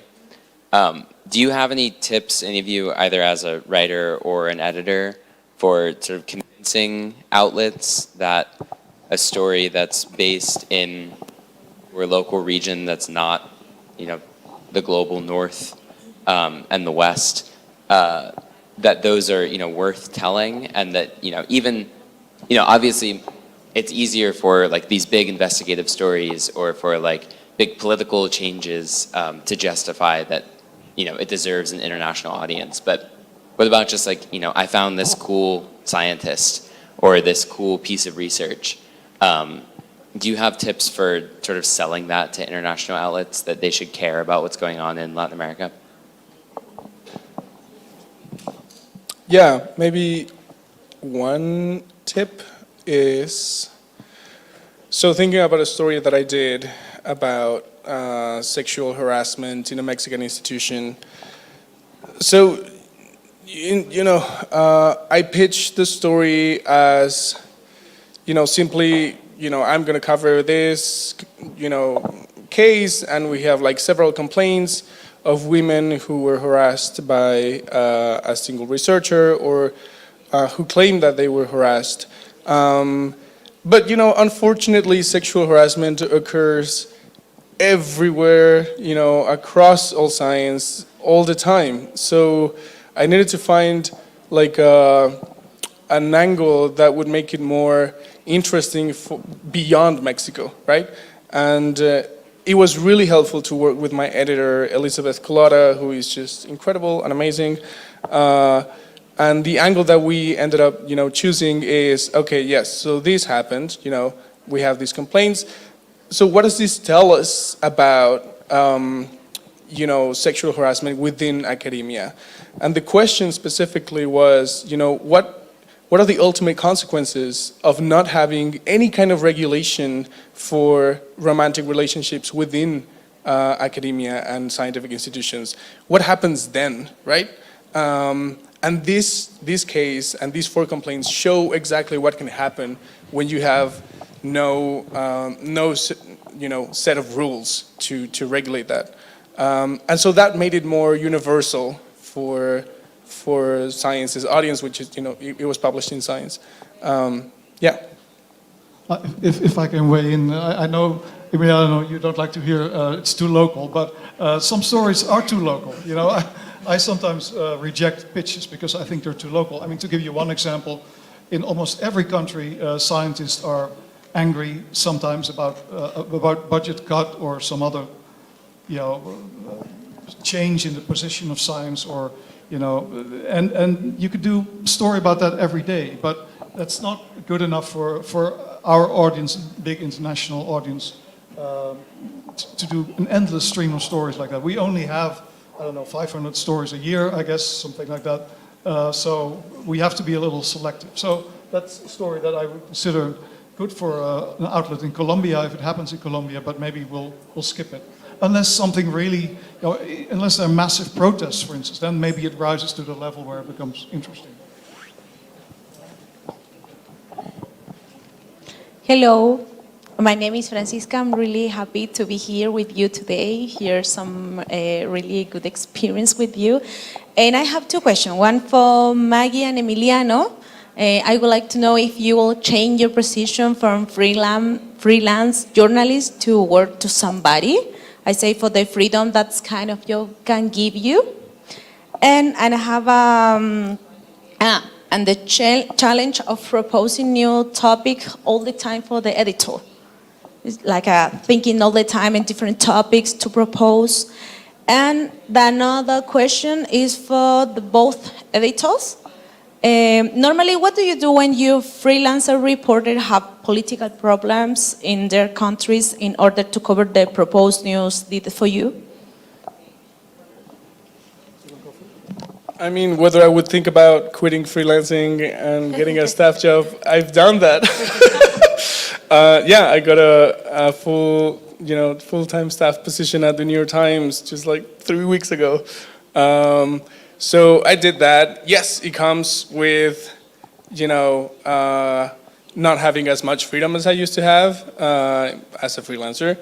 But it also comes with like a lot of perks that I'm just, starting to explore and discover, and it's been incredibly fun and exciting. The other part of the question was always thinking about the challenge of proposing new topics all the time for the editor. Right. Yeah, so as a freelancer and as a staff reporter, I am constantly searching stories and ideas, and like even if something has been covered, just thinking about different angles that I could explore that nobody else has done, that is interesting to me, and that is something that I did a lot as a freelancer. So maybe just one example. In 2018, there was a fire at the National Museum in Rio de Janeiro in Brazil, which hosted sort of the Latin America's largest scientific collections, and everybody covered it, right? The Washington Post and the New York Times and blah, blah, blah.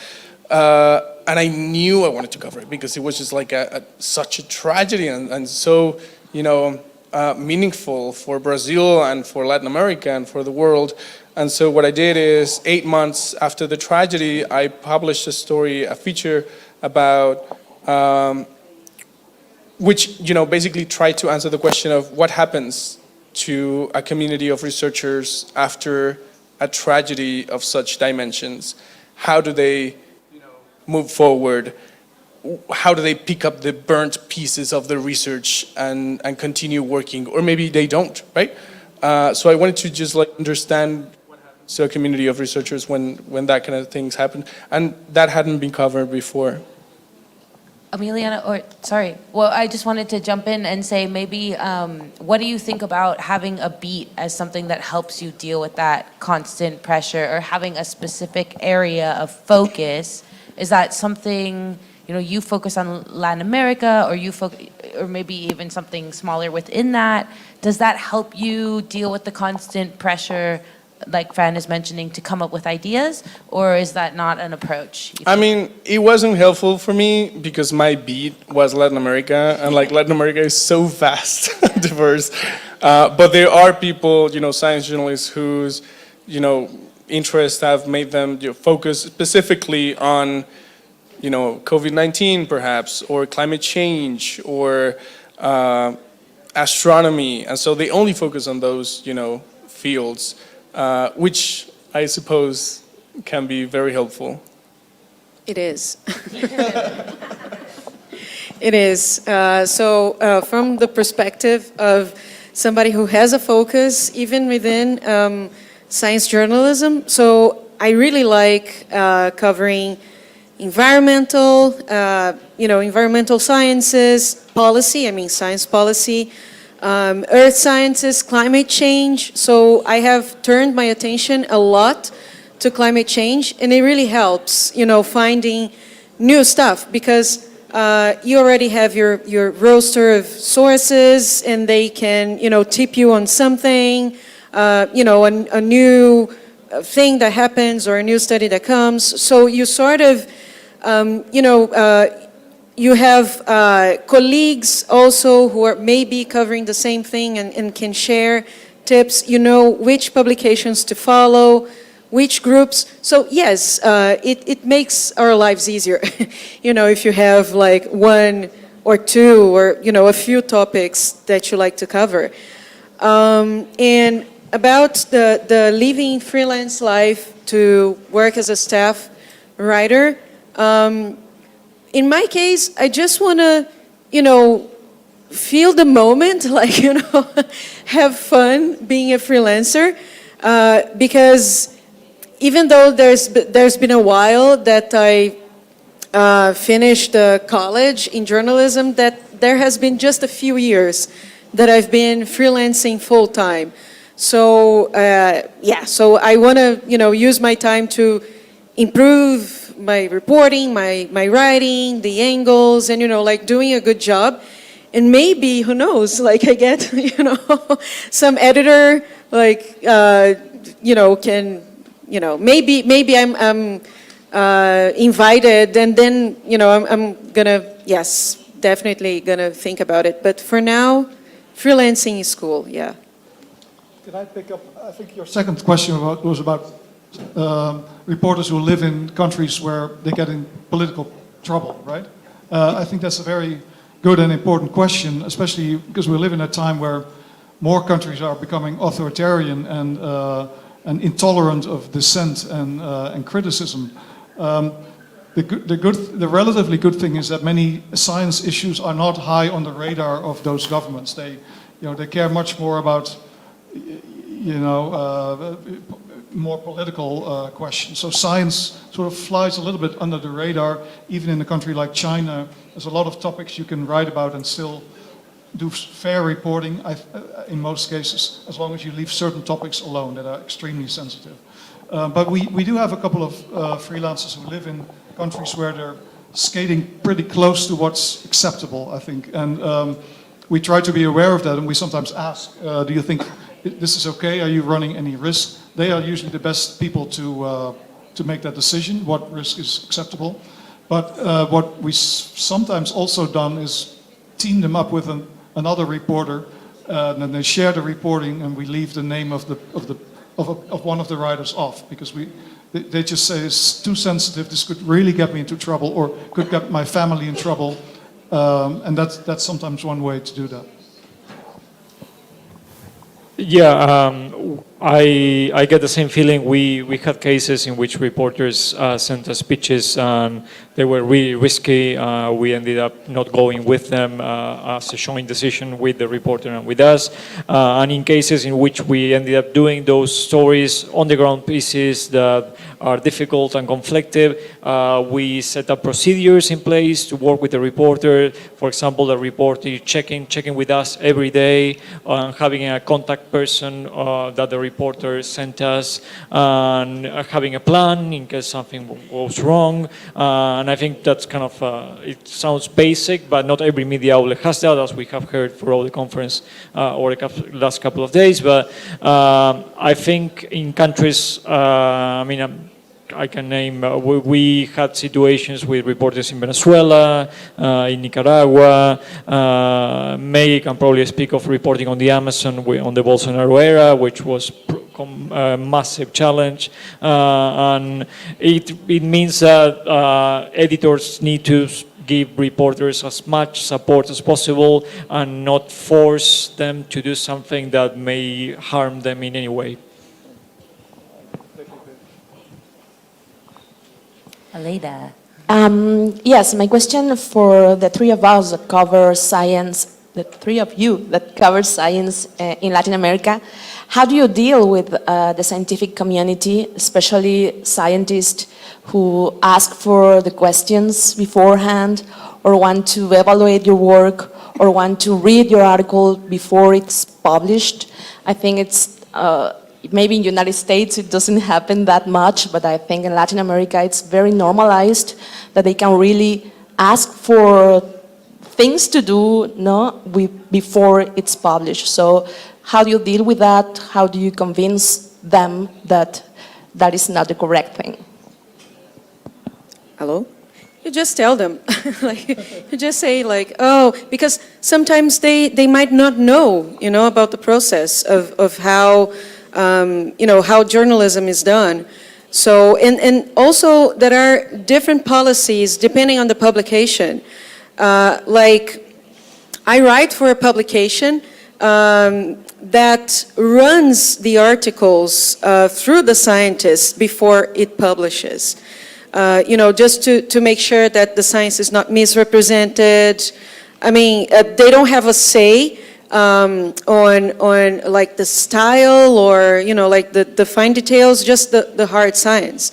And at first I thought that was a little, but it's their policy. And to some other places, sometimes scientists will ask, to have the questions in advance. And then I sort of put them in topics like, oh no, so we're going to talk about this, this, and this. Sometimes I send them like a few questions, but not all of them. You can do that also. And when they ask, like, to see the piece before it's published, you just let them know, because maybe they don't know how, journalism works. And sometimes if they really insist, in the sense that, it might get them into some kind of trouble, I give them their quotes, their quotes. And it has been working so far. And also, when I'm covering some very hard piece of science, sometimes I double check, with them also. Like, I run, a quote or a term, that I'm using, just to make sure that it's correct. So it depends on the case, I guess. Fermín or Emiliano, did you want to, or Martin, did you want to add? I mean, I do the same as Meg. When I do my own stories, I try to send the quotes instead of the full story. There's media outlets that have different rules, and again, the situation that you were describing, I mean, doesn't apply just to scientists. It applies to every source, and there's, in many cases, I've been doing stories with experts from all sorts of fields that they basically, for whatever the reason might be, they want to read the story, or they want to check their quotes, or and yeah, I mean, on one level that's not ideal, because you feel that they don't trust your work, they don't trust your judgments, but at the same time, if it's with the scientists, it's understandable in a way. But yeah, I think a middle ground would be sending the quotes instead of the actual full story. But it depends on the rules of each media outlet.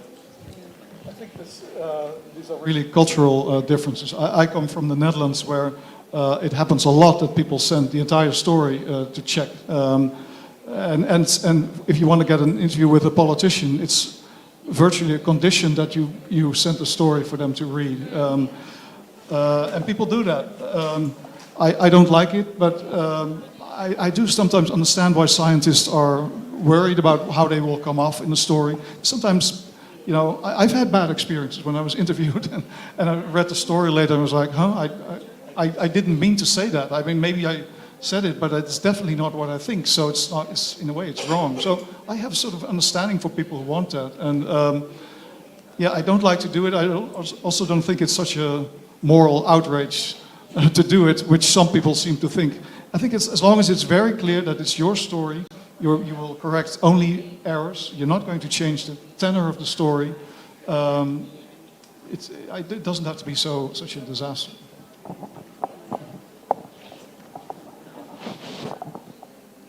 ¿Tenemos más preguntas? Fran. Yeah. Sorry, the last one. Meghie, how long takes financial independence being a freelancer journalist? Do you recommend that's when we are young, or what do you think? How long it takes to have financial independence? Oh, I guess being a freelancer, I guess it depends, on your life conditions. If you have a partner that, can support you, like while you're beginning and getting your stuff like organized, that makes a huge difference. Depending on how many people you have support, like if you have a family, if you're alone. So I guess it depends a lot, But it's really important to have in mind, to bear in mind that it's going to be difficult in the beginning. It's going to be hard, If you can make a living, like, you can pay your bills like in the first month, or maybe you want to have a side job, while you're freelancing. And then to give you time to make this financial preparation, this financial planning, which is somehow sort of a little of what I did as well, So yeah, it depends a lot, but it's always important to plan. I would say it's important to plan, because when you don't have money to pay your bills, it can be quite stressful. So plan. Friends of mine who are freelancers also really recommend finding a rich partner. That is very helpful. But also, one of the things that I learned was, seeing myself not just as a journalist, but also as a business. And so advocating for myself and just asking higher rates from these international publications. And, at the beginning, when you come from Latin America and then you start writing for Science and Nature and Scientific American and blah, blah, then you're like, well, but they're giving me, the opportunity to write for them. Like, how could I ask them for more? And like, no, that's bullshit. Like, you need to eat and you need to live. And, if I'm bringing this experience and if I'm bringing, these stories, it's only fair that you pay more for the work that I'm doing. So yeah. Emiliano, I have a question for you, because you were one of the people who wrote for both Nature and Science, right? Which are sort of competing journals. Why did you do that, and how did it work out? And was it a negotiation strategy? Like, if I can get more money there, I'll go to the No, it didn't have to do with money. Stress them out until they just raise the rates. It was hard because Science and Nature, they do have common interests, right? I learned to identify some sort of areas or sort of stories that were more suitable for Nature and others that were more suitable for Science, even if those differences were subtle, if that makes sense. Yeah, we often chase the same stories, obviously. Yeah, of course. Yeah, I'm going to jump in if that's okay. Just on the freelancing, I think I want to reiterate what Emiliano said, that being an advocate for yourself and knowing when to say no.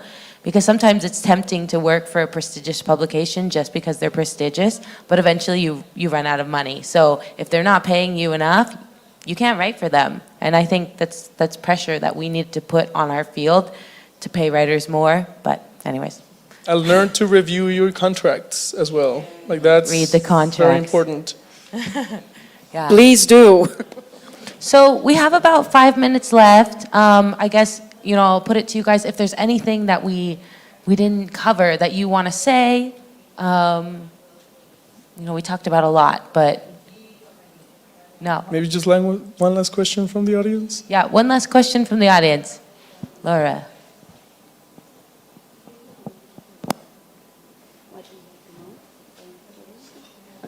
Hi, Laura García Oviedo from Argentina. For all of them, what is the thing that you like the most of science journalism? Well, in my case, it's easy. I gave a whole plenary talk this morning about this, so I think it's online by now. So that's a sweet question. I guess what I like the most about science journalism is that it's just an endless source of curiosity, and I'm a very curious person. I studied biology, as I said, and I just had the hardest time choosing a thesis project because I wanted to learn about everything, and science journalism gave me the opportunity to just keep learning without having to commit to something for years and years and years. So that's what I like about science journalism. I think once you start, it's difficult to stop. You get really passionate about doing these kind of stories. All of us have different beats and different interests, personal and professional. But I think we all share the same drive and passion when we get to do these stories. And it's something that you need to do in journalism overall. You need to have that curiosity and eager to work on the field. But I think we all share this drive and passion for science and environment. Yeah, and for me, besides the curiosity, which is why we are all journalists, right? We want to learn something different every day. I guess it's also the opportunity to do something to contribute to the public debate. I really like when, I get a story out there and people come say, oh, I didn't know about that. Oh, this is cool. I have never thought about that about this that way. So, yeah, I really like, to put stories out there that can qualify the debate also. Because like we were talking, there's so much misinformation and disinformation, and almost nobody trusts journalists anymore. So I guess that if we do well our job and really contribute, maybe we can win that trust back. I don't know, but I really like to think so. All right, well, thank you so much, Meghie, Martin, Emiliano, Fermín. This was an excellent chat. Thank you to our translators, and thank you to all of you for being here.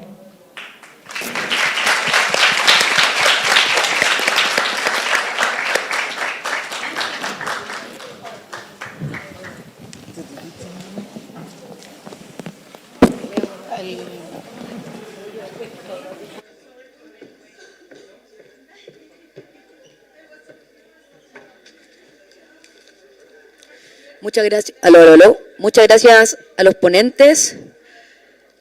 Nos queda la última sesión. The last one. We are ready for that. Le quiero solicitar a los ponentes que se acerquen al escenario, por favor.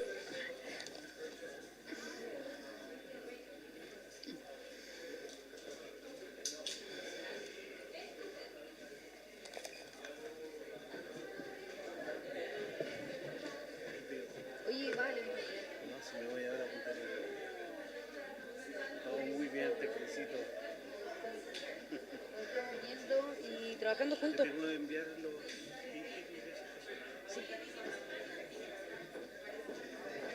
No, todavía queda una sesión para aquellos que quieran participar de ella, modelos internacionales de formación en periodismo científico.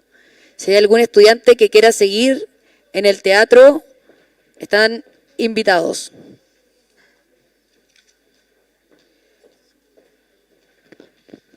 Quiero subir este micrófono.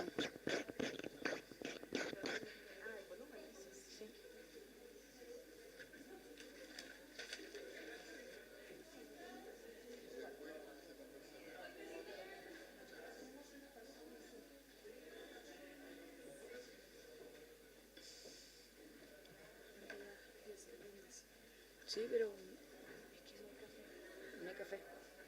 Y son estudiantes. Está bien. Tenemos que mover.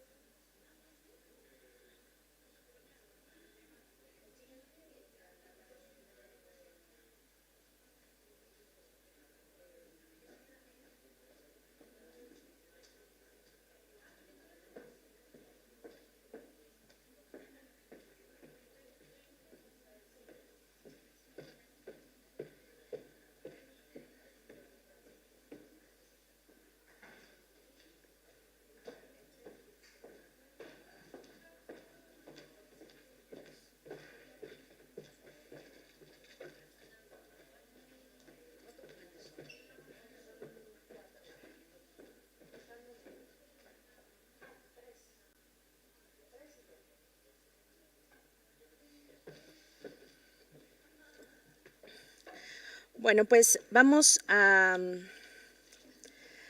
dar inicio a esta última sesión. Quiero decirles que hay bastante gente viéndonos en línea, así que por mantener el horario y para terminar con broche de oro este evento, vamos a empezar.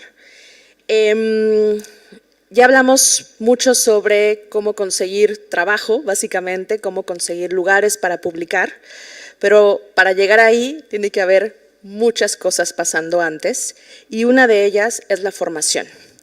El día de ayer tuvimos un panel súper bueno sobre oportunidades para profesionalizarnos, para tener una formación en comunicación de la ciencia en Chile, pero lo cierto es que hay muchas oportunidades y muchos otros lugares donde se puede aprender a hacer periodismo de ciencia y comunicación de la ciencia fuera de Chile, incluso en América Latina. Entonces, este panel va a ser justamente sobre eso. El objetivo de este panel es que para las personas que buscan una formación en periodismo de ciencia en el extranjero, esta sesión incluirá presentaciones de distintas oportunidades de formación fuera de Chile, sus objetivos, características y oportunidades laborales. También exploraremos los desafíos y problemáticas que dificultan tener más oportunidades de formación en comunicación y periodismo en América Latina. Para ello, vamos a tener a Erika Hayden, quien es directora del Magíster de Comunicación de las Ciencias de la Universidad de California en Santa Cruz, Estados Unidos, Gina Piedad Morelo, que es directora de la Maestría de Periodismo Científico de la Pontificia Universidad Javeriana en Colombia, Efraín Bámaca-López, académico de la Universidad Austral de Chile, y desde España, Gemma Revuelta, quien es directora del Magíster en Comunicación Científica, Médica y Ambiental de la Universidad Pompeu Fabra en Barcelona, España. Entonces, les voy a pedir que a cada uno pasen a hacer su presentación y terminando las 4 presentaciones, pasamos enfrente para tener una pequeña conversación. Y empezamos entonces por Gina, que, como ya dije, es la directora de la Maestría de Periodismo Científico de la Pontificia Universidad Javeriana desde Colombia. Adelante, Gina.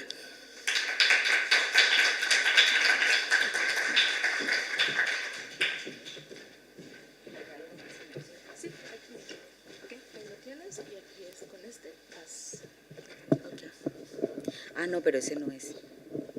Ese no es otra cosa. Si no, ay, perdóname.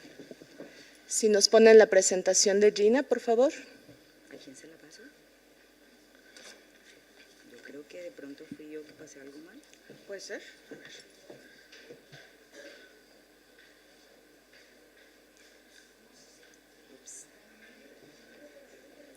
¿Quieres que empecemos con Efraín mientras resolvemos esto? Vamos a hacer un pequeño cambio por la presentación de Gina, que pasaríamos primero con Efraín. Si no tienes inconveniente, Efraín, adelante, por favor, y ahorita resolvemos lo de Gina.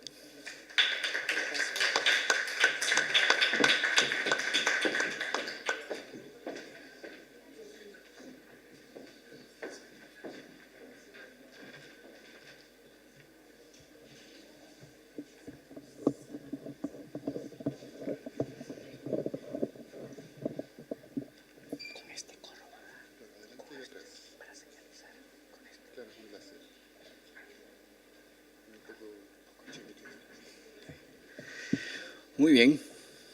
¿Tú me dices? ¿Sí? Bien. Muy buena tarde, es un gusto saludarnos, que estén muy bien. Primero, pues agradecer por la invitación que se hace tanto a la Universidad Austral de Chile, en concreto a mi persona, tanto como director de la carrera de periodismo, pero también como investigador y académico en estos temas que nos incumben y que hoy nos convoca a conversar, ¿no? Comunicación de la ciencia, periodismo científico, comunicación y medio ambiente.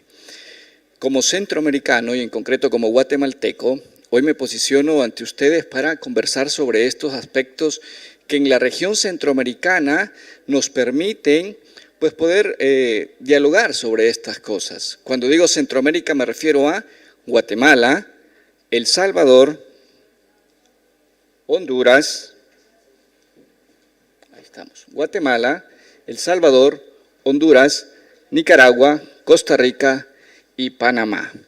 Dejamos acá un poco de lado a Belice, porque no fue algo que me ocupé, digamos, en indagar un poco más allá. Bien, opciones y oportunidades. Como ya lo decían, la idea es ofrecer esa panorámica que a nivel regional tenemos para a quienes se muestren interesados. Como región, sabría decir que estamos todavía, al menos estos 4 países, Guatemala, El Salvador, Honduras y Nicaragua, como lo vamos a ver en los retos, con varios planteamientos que frente a Costa Rica y Panamá nos dejan un poquito atrás. Pero sí tenemos oportunidades por organismos internacionales a los cuales quien se muestre interesado para hacer estudios de pregrado, posgrado, ya sea maestría o doctorado, hay muy buenas becas y ya de ello vamos a discutir. Una cosa muy importante a tener en cuenta en estas cuestiones es que algunos de estos países, en concreto, por ejemplo, Guatemala y El Salvador y Nicaragua, marcan su historia por conflictos internos. La revolución en el caso de Nicaragua, el conflicto interno en Guatemala, cuestiones también en El Salvador, y no escapan los otros países a estas realidades. Entonces, esto desde ya nos marca una pauta, una lectura. En estos países, el periodismo, la comunicación de la ciencia, es aún incipiente, tanto así que no tenemos programas de posgrado especializados en ofrecer este tipo de formación. De ahí lo vamos a ver en uno de los retos, que se carece de profesores especializados en la materia. Guatemala, solamente tenemos una universidad pública, que no está de más decirles que en estos momentos se encuentra atravesando por una de sus mayores crisis, puesto que está envuelta en temas de corrupción profundos. En ese sentido, la única universidad pública que alberga a la mayoría de los estudiantes guatemaltecos no ofrece un programa como tal en este sentido, comunicación de la ciencia, periodismo científico. De ahí que sí hay algunas oportunidades en algún momento de algunos cursos especializados, no así programas en cuanto tal en la universidad pública. Las universidades privadas, que son más de 10, ofrecen en algún momento algunos talleres y algunas particularidades, más como a nivel de cursos de actualización profesional. Luego, si nos vamos a El Salvador, el país más pequeño de la región centroamericana, tenemos en la universidad pública, las universidades públicas, una cuestión muy parecida. No se tiene en cuanto tal un programa de posgrado especializado en este sentido. Lo que también se ofrece son aspectos vinculados al tema de la comunicación de la ciencia. No así, repito, particularidades en ese sentido. Luego, en Honduras en cuanto tal, después de una crisis recién pasada en temas políticos también, tiene en la universidad pública, hablo de la universidad pública, en este momento están trabajando una acomodación de la malla curricular de posgrado, en concreto de la maestría, y buscan ofrecer, si no un posgrado especializado sí un posgrado que vincule en cierta manera un curso con relación a periodismo científico, como ellos le llaman, pero es más un posgrado vinculado a cuestiones de desarrollo como tal. Para los que quizás no están en contexto, en Nicaragua se está viviendo una coyuntura política tremenda, muy complicada, que no voy a categorizar acá, pero sí no dejo de expresar mi opinión sobre la dura realidad que este país vive en este momento. En tal sentido, cuando me quise acercar a la realidad de la investigación para venir a ofrecer acá estas ideas, los periodistas y las personas vinculadas a la academia con las que quise acercarme tuvieron miedo de hablar, porque la realidad nacional en este momento, para los que quizás no están en la lectura de la coyuntura, está muy crítica. Han expulsado a tantos periodistas, varios de ellos están en el exilio y muchas cosas como estas. De estos países de los cuales hoy estoy hablando, Costa Rica y Panamá nos llevan un poquito a la delantera, pero a pesar de ello, por ejemplo, en Costa Rica, la Universidad de Costa Rica tiene, en comparación a los países que he mencionado, un poquito de ventaja, pero a pesar de ello no ofrece como tal un programa de posgrado, sea maestría o doctorado, especializado. Sí ofrece, por ejemplo, la Universidad de Costa Rica, programa de comunicación, ahí está la doctora Mena. Ellos ofrecen en algún momento ciertas líneas de investigación que podrían vincularse a comunicación de la ciencia o periodismo científico. Y en Panamá, que estamos un poco por acá, la Universidad Nacional de Panamá, está con un doctorado en comunicación que da la oportunidad con un pequeño semillero que se está formando. Pero yo no quiero ser como pesimista, entonces, ¿qué posibilidades tenemos en Centroamérica? ¿O qué oportunidades? Acá en Costa Rica hay un doctorado financiado por DAAD, que es la cooperación alemana, muy buenos fondos para hacer estudios de posgrado, sea maestría o doctorado, y le permite en algún momento en el programa de sociología vincularse en una línea de investigación sobre comunicación de la ciencia.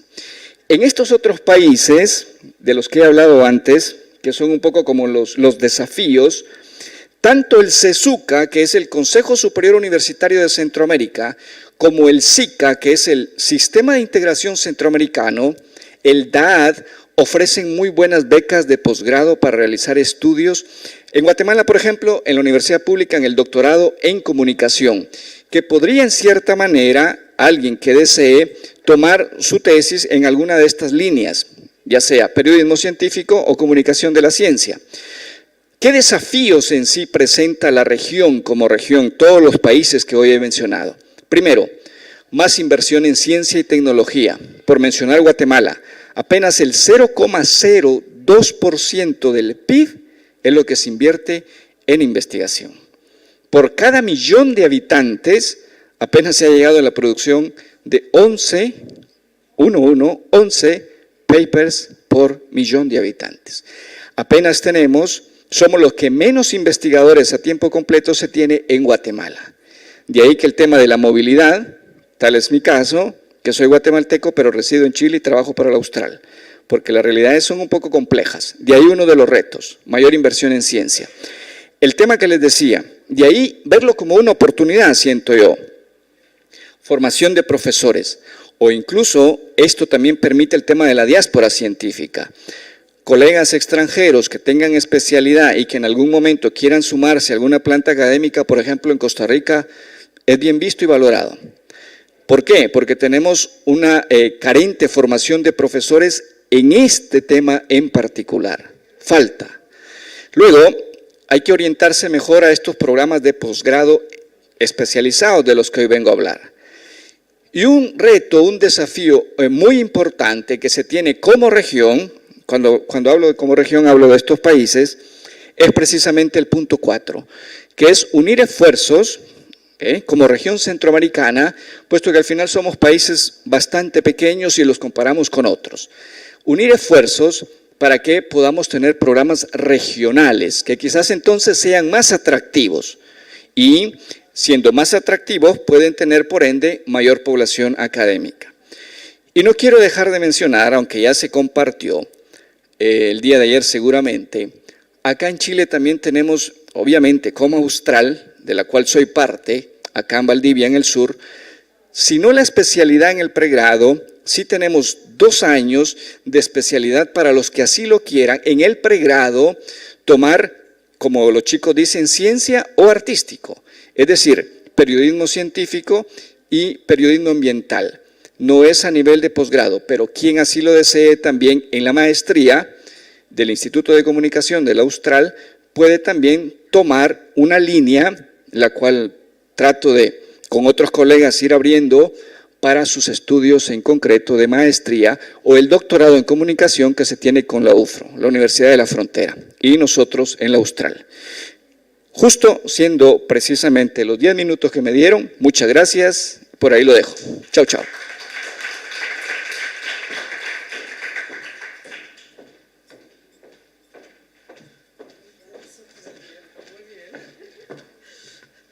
Muchas gracias, Efraín. Si se dieron cuenta, de hecho, esto fue parte del objetivo de esta sesión, sí mostrar algunas de las oportunidades, pero sabiendo que no en todos los países existen los posgrados y los cursos de formación, y Centroamérica es justo uno de esos ejemplos, y por eso quisimos invitar a Efraín para que nos diera este brochazo, ¿no?, de oportunidades que sí hay, pero que también existen desafíos que se pueden visibilizar y lograr algunas soluciones en conjunto gracias a que en otros países sí existen estas oportunidades. Entonces, Efraín nos muestra esa otra visión de donde no los hay, pero puede haberlos en el futuro próximo. Muchas gracias, Efraín, por eso. Vamos a dar paso ahora sí a la presentación de Gina. Aquí sí la idea es que nos muestre cómo funciona este programa de posgrado y que de alguna forma invite a las personas que quieran hacer esta formación en Colombia. Es un programa bastante joven, pero buenísimo. No sé si ya estaba listo o no estaba listo. No. Ok, bueno, teníamos un PDF para plan B, así que lo vamos a hacer con PDF.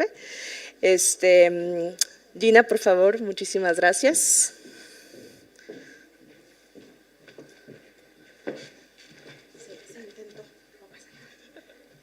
¿Listo? Ok. Vale. Bueno, buenas tardes. Este por acá, ¿cierto? Ah, ya lo van a colocar. Bueno, mientras proyectan acá, buenas tardes a todas y todos y todes. Mi nombre es Gina Morelo, yo soy periodista y editora colombiana. Antes que nada, un gusto estar acá. Muchas gracias a la organización del evento por la invitación, en especial a Lindzi, con quien hemos estado conversando en el último mes, y por supuesto a la universidad por acogernos en este espacio. Pues gracias a los valientes que se quedaron hasta el final. A ver, yo quiero compartirles un poquito el ejercicio que estamos construyendo en la Universidad Javeriana y que comenzó en el 2020, cuando arrancamos en la universidad. En enero de ese año, todo nuestro programa y todo nuestro proyecto estaba absolutamente listo para arrancar en versión presencial. Y 3 meses después nos dieron la noticia de que ya no sería presencial, sino virtual debido a la pandemia.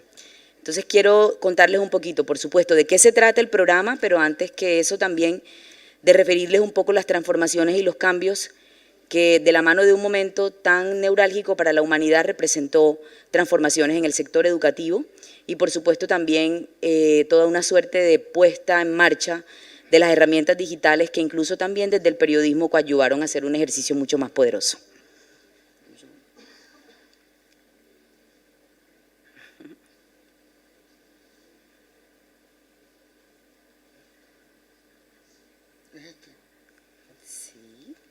Sí.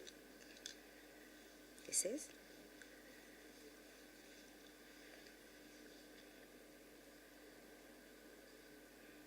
Si hay mucho rollo, ponemos el PDF, no pasa nada. Es que no tengo el PDF. ¿Te lo paso también? Por favor. Ok. Esto no tiene. ¿Tienes un correo donde te lo pase? Ahí está en internet. Sí, por favor, el de Luis, por favor. ¿Cuál? El de Luis. Luis. Luis Vélez. Luis Vélez. No lo tengo. ¿Arroba qué? gmail.com.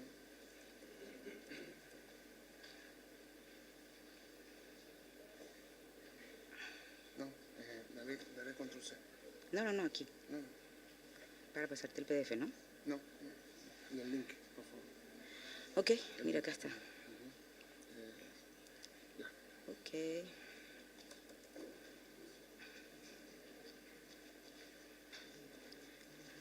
Bueno, estamos intentando todas las formas de lucha. Cópiame el correo a mí también,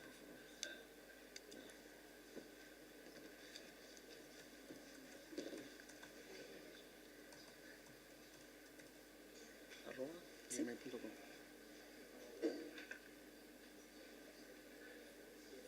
Ouch.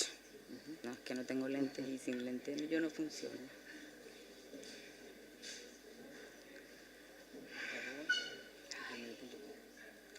esto sucede cuando uno está Sí, no nervioso. te preocupes, no te preocupes.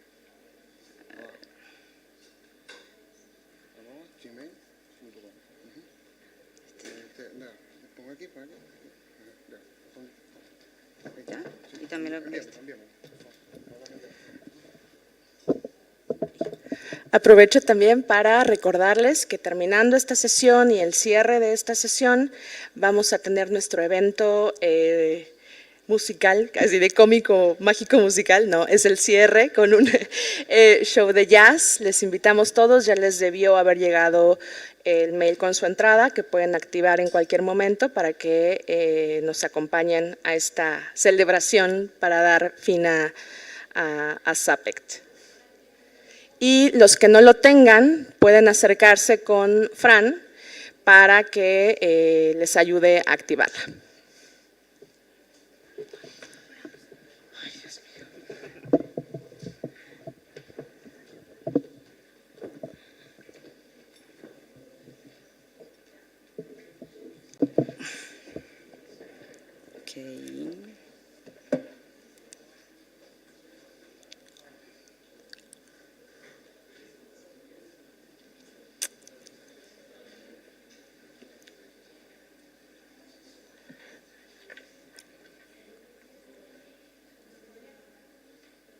¿Cómo? Podría improvisar, sin presentación también. Vamos a dar un segundito y ya.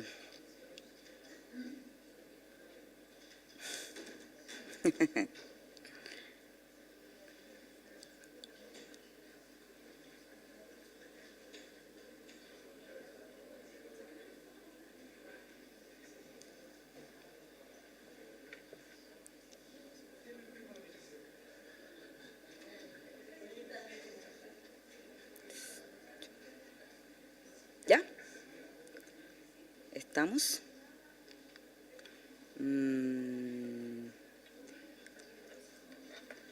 Me dicen que sí, pero no, todavía.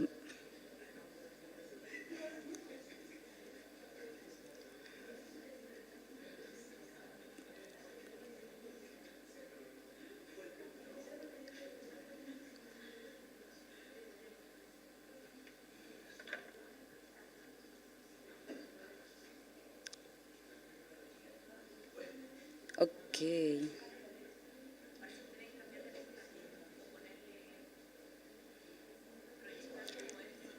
Sí, no, igual sí, chicos, si no les funciona este Canva, utilicemos el PDF, tranquilos, y avance.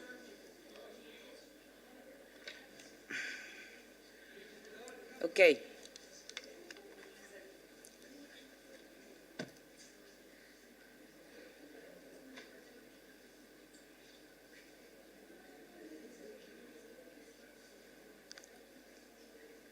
No, acá no funciona con este.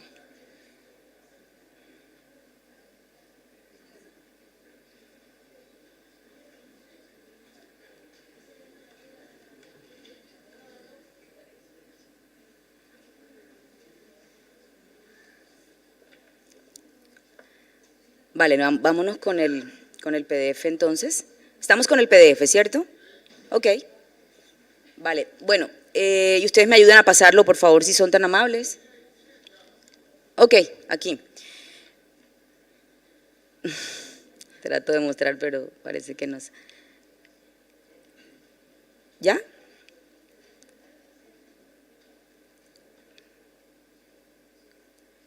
Ok. Bueno, a ver, vamos a hacer esto rápido porque ya nos hemos gastado unos minutos de todos y todas. Quien está acá en la fotografía es una de nuestras egresadas. Yo comienzo por decirles que la maestría de periodismo científico en la Universidad Javeriana fue el resultado de un estudio muy riguroso y muy juicioso que se hizo sobre la importancia de trabajar de la mano de los científicos. Este es un programa que está planteado desde la construcción interdisciplinar y Juliana Mateus es periodista, viene de pregrado, actualmente magíster, y estuvo trabajando fuertemente con la construcción de una historia importante que más adelante les voy a mostrar. En el video, Juliana llamaba la atención sobre la importancia de traducir. Yo creo que sí hay unas preocupaciones muy sentidas en lo que representa hacer periodismo científico están 4 palabras claves que son narrar, describir, exponer, explicar y argumentar. Y en esa explicación la traducción es supremamente clave y fue un poco lo que planteó Juliana en una historia maravillosa que ahorita les voy a comentar. Pero como les decía al principio, 2 meses antes de pandemia nos cambió el panorama. Y justamente con el objetivo de hacer un aporte a la democratización de la ciencia, se abrieron todos los canales a los que nos vimos obligados, pero también generando un proceso de producción muy propositivo desde los ejercicios periodísticos de altísima calidad. En estos 3 días que he estado escuchando atenta todas las intervenciones y agradezco de verdad la invitación por lo que lo nutren a uno, ha habido una discusión sobre algunas palabras, comunicar, divulgar, hacer periodismo, y es una discusión que nos supone unos contextos muy amplios, pero que yo de alguna manera quiero señalar que por supuesto existen diferencias, pero diferencias que nos juntan más allá de lo que nos podrían alejar. Yo creo que de lo que se habla en estos momentos es de brindar elementos de juicio convincentes, creíbles y potentes para que el mundo cambie de alguna forma. Y yo creo que los periodistas que cubren ciencia están llamados a generar estos propósitos. La maestría tiene planteado justamente dentro de esos propósitos y esas palabras claves una suerte de cursos teóricos, talleres y laboratorios. El proceso de formación es de 1 año y medio y no lo concebimos solo en el aula, lo concebimos en un espacio abierto y en prácticas permanentes con los estudiantes, desde la construcción de espacios de la mano de los laboratorios, de espacios bastante propositivos en donde ellos de manera permanente se están enfrentando a todo el uso de las herramientas periodísticas de investigación y de datos para en conjunto con un discurso científico generar productos realmente relevantes. Este es nuestro plan de estudios. El plan de estudios plantea, como les mencioné, 3 semestres y si ustedes se dan cuenta, en los ciclos de fundamentación de la maestría de la Javeriana, todos son laboratorios y talleres prácticos. El modo de cursado de este programa es jueves, viernes y sábado, un poco pensando en que quienes llegan y quienes han llegado precisamente a trabajar con nosotros en la maestría son profesionales que vienen de distintas áreas y que por lo general tienen otros trabajos que desarrollar.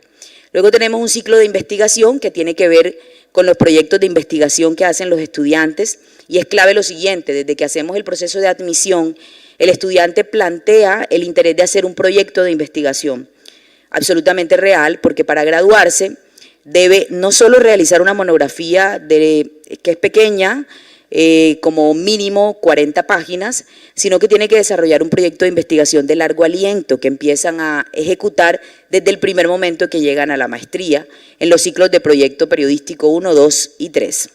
Y estos proyectos derivan en piezas en todas las plataformas o en todos los lenguajes o formatos que él desarrolle o quiera plantear.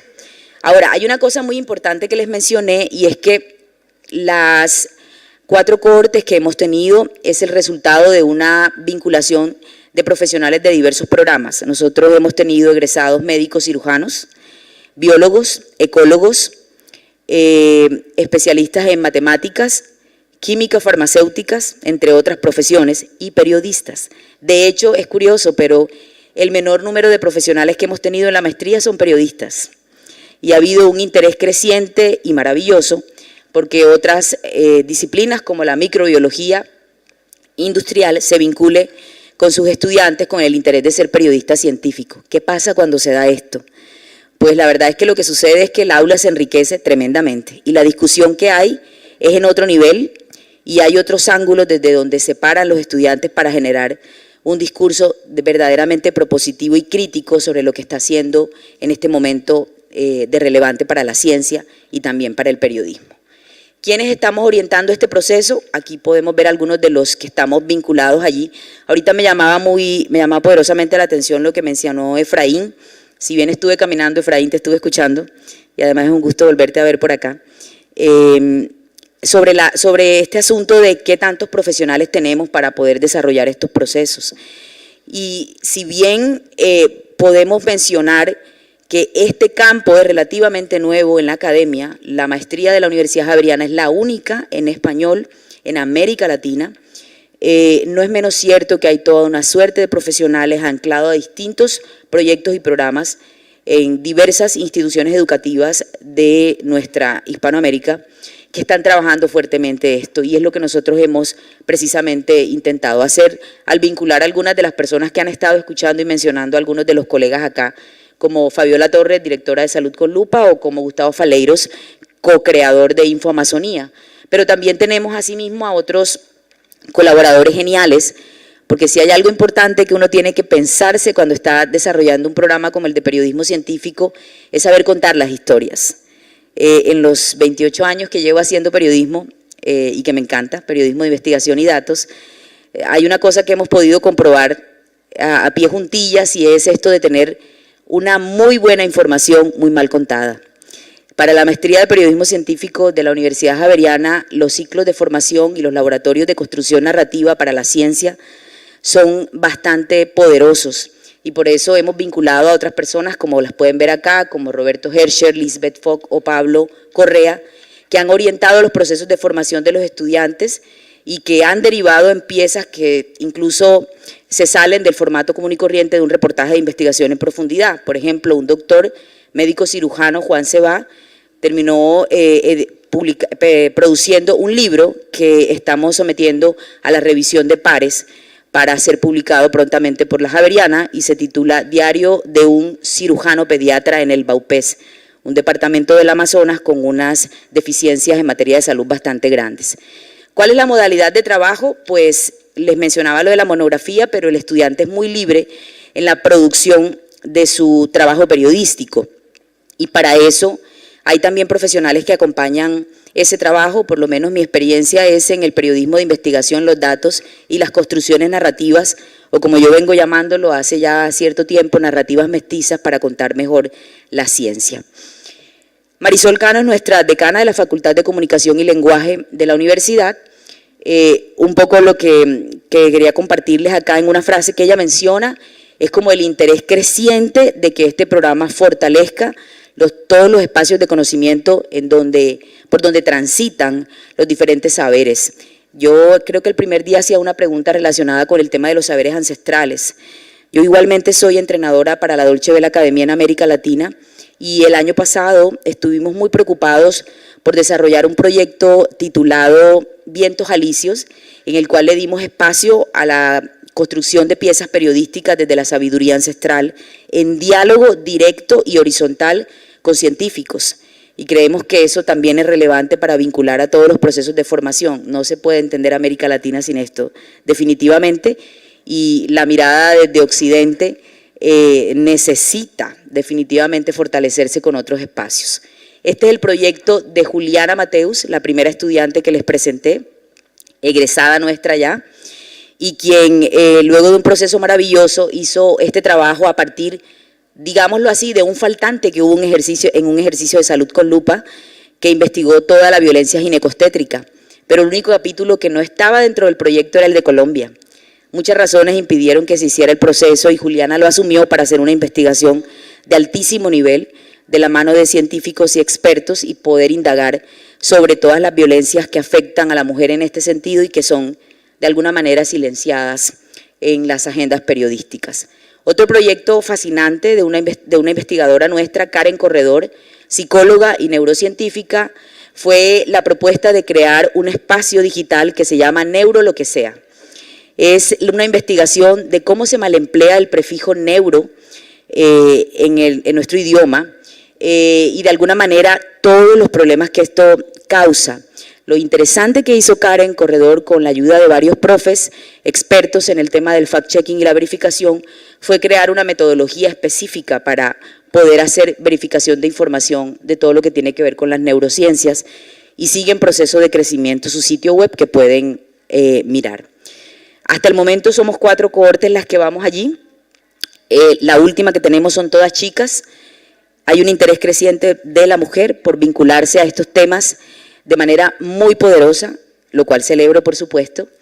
Y quizás 3 cosas interesantes para mencionar. ¿Cuál es la naturaleza que tiene la maestría? Es una maestría abocada a un desarrollo permanente de creación e investigación. También aborda los 3 campos informativos del periodismo científico, como es el medio ambiente, la ciencia, tecnología, salud, Y es un trabajo conjunto que se viene desarrollando con otras disciplinas y yo quiero hacer mucho énfasis en eso. Muchísimas gracias y bueno, todo lo que estén interesados en Javeriana con el mayor de los gustos.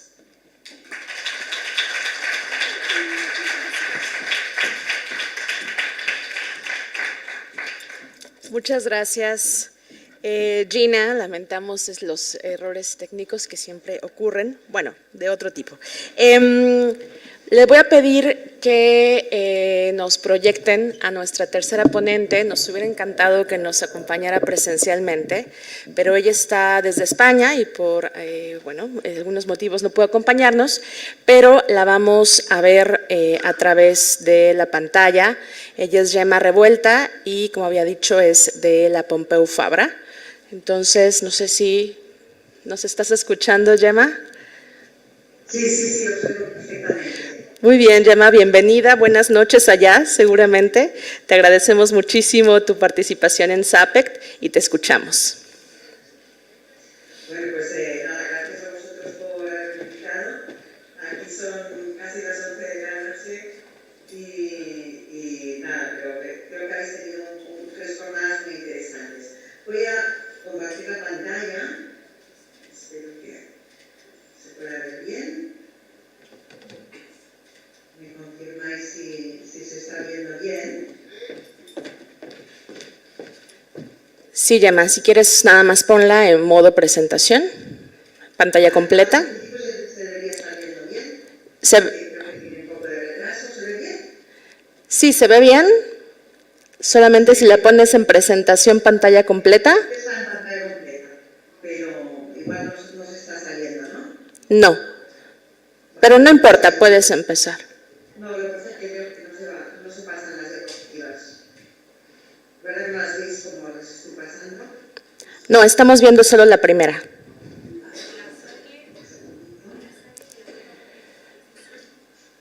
Puedes sacarla y volver a compartir la pantalla, quizás.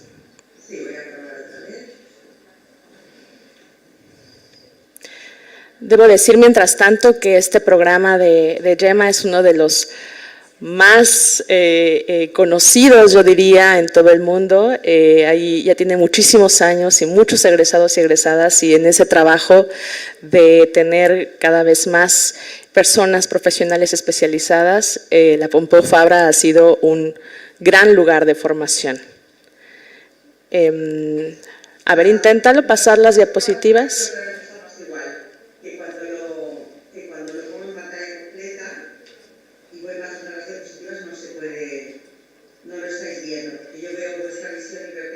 De todas formas, tenéis mi presentación vosotros. Si queréis, voy adelantando y si desde ahí la podéis pasar.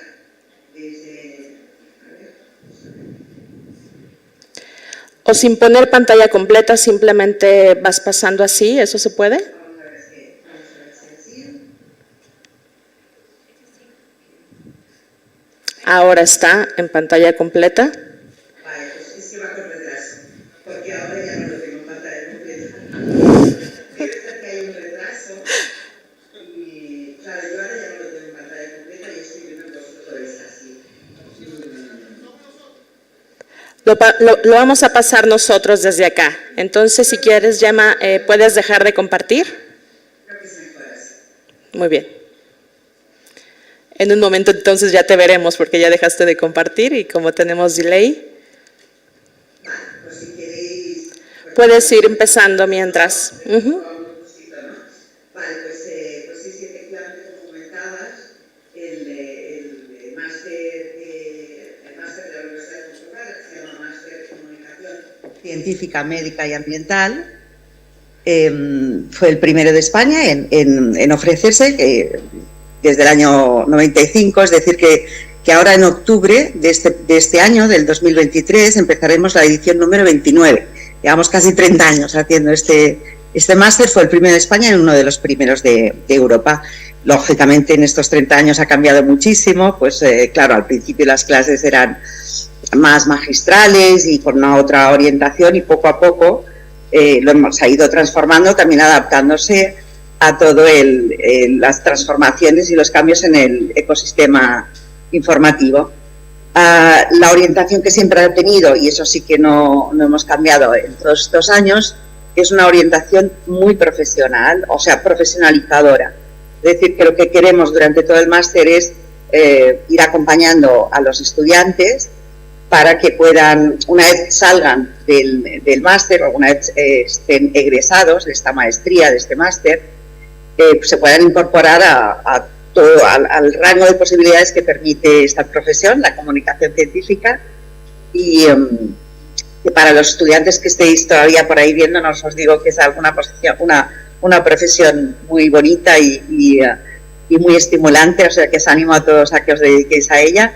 Y bueno, lo que intentamos es sobre todo profesionalizar, y esto lo hacemos pues teniendo una buena parte de los profesores son a su vez profesionales que ejercen en distintos medios de comunicación o en empresas o en comunicación institucional, etcétera, y luego también acompañando el programa pues con un servicio de carreras profesionales que ahora os explico muy brevemente. Gemma, estamos viendo la primera de tu presentación, entonces si quieres venos diciendo cómo vamos pasándola. Muy bien, pues ya podemos pasar la siguiente. Perfecto. Bueno, entonces el máster tiene una duración de 1 año académico, empieza en octubre y acaba en julio. Se hace por las tardes de aquí, que sería pues de 6 a 9 de la tarde, y eso permite también que si hay las personas que están trabajando por la mañana o que tienen que o están haciendo las prácticas, así pueden ir por la tarde, y también nos permite tener a algunos alumnos online, y a la vez es una modalidad híbrida.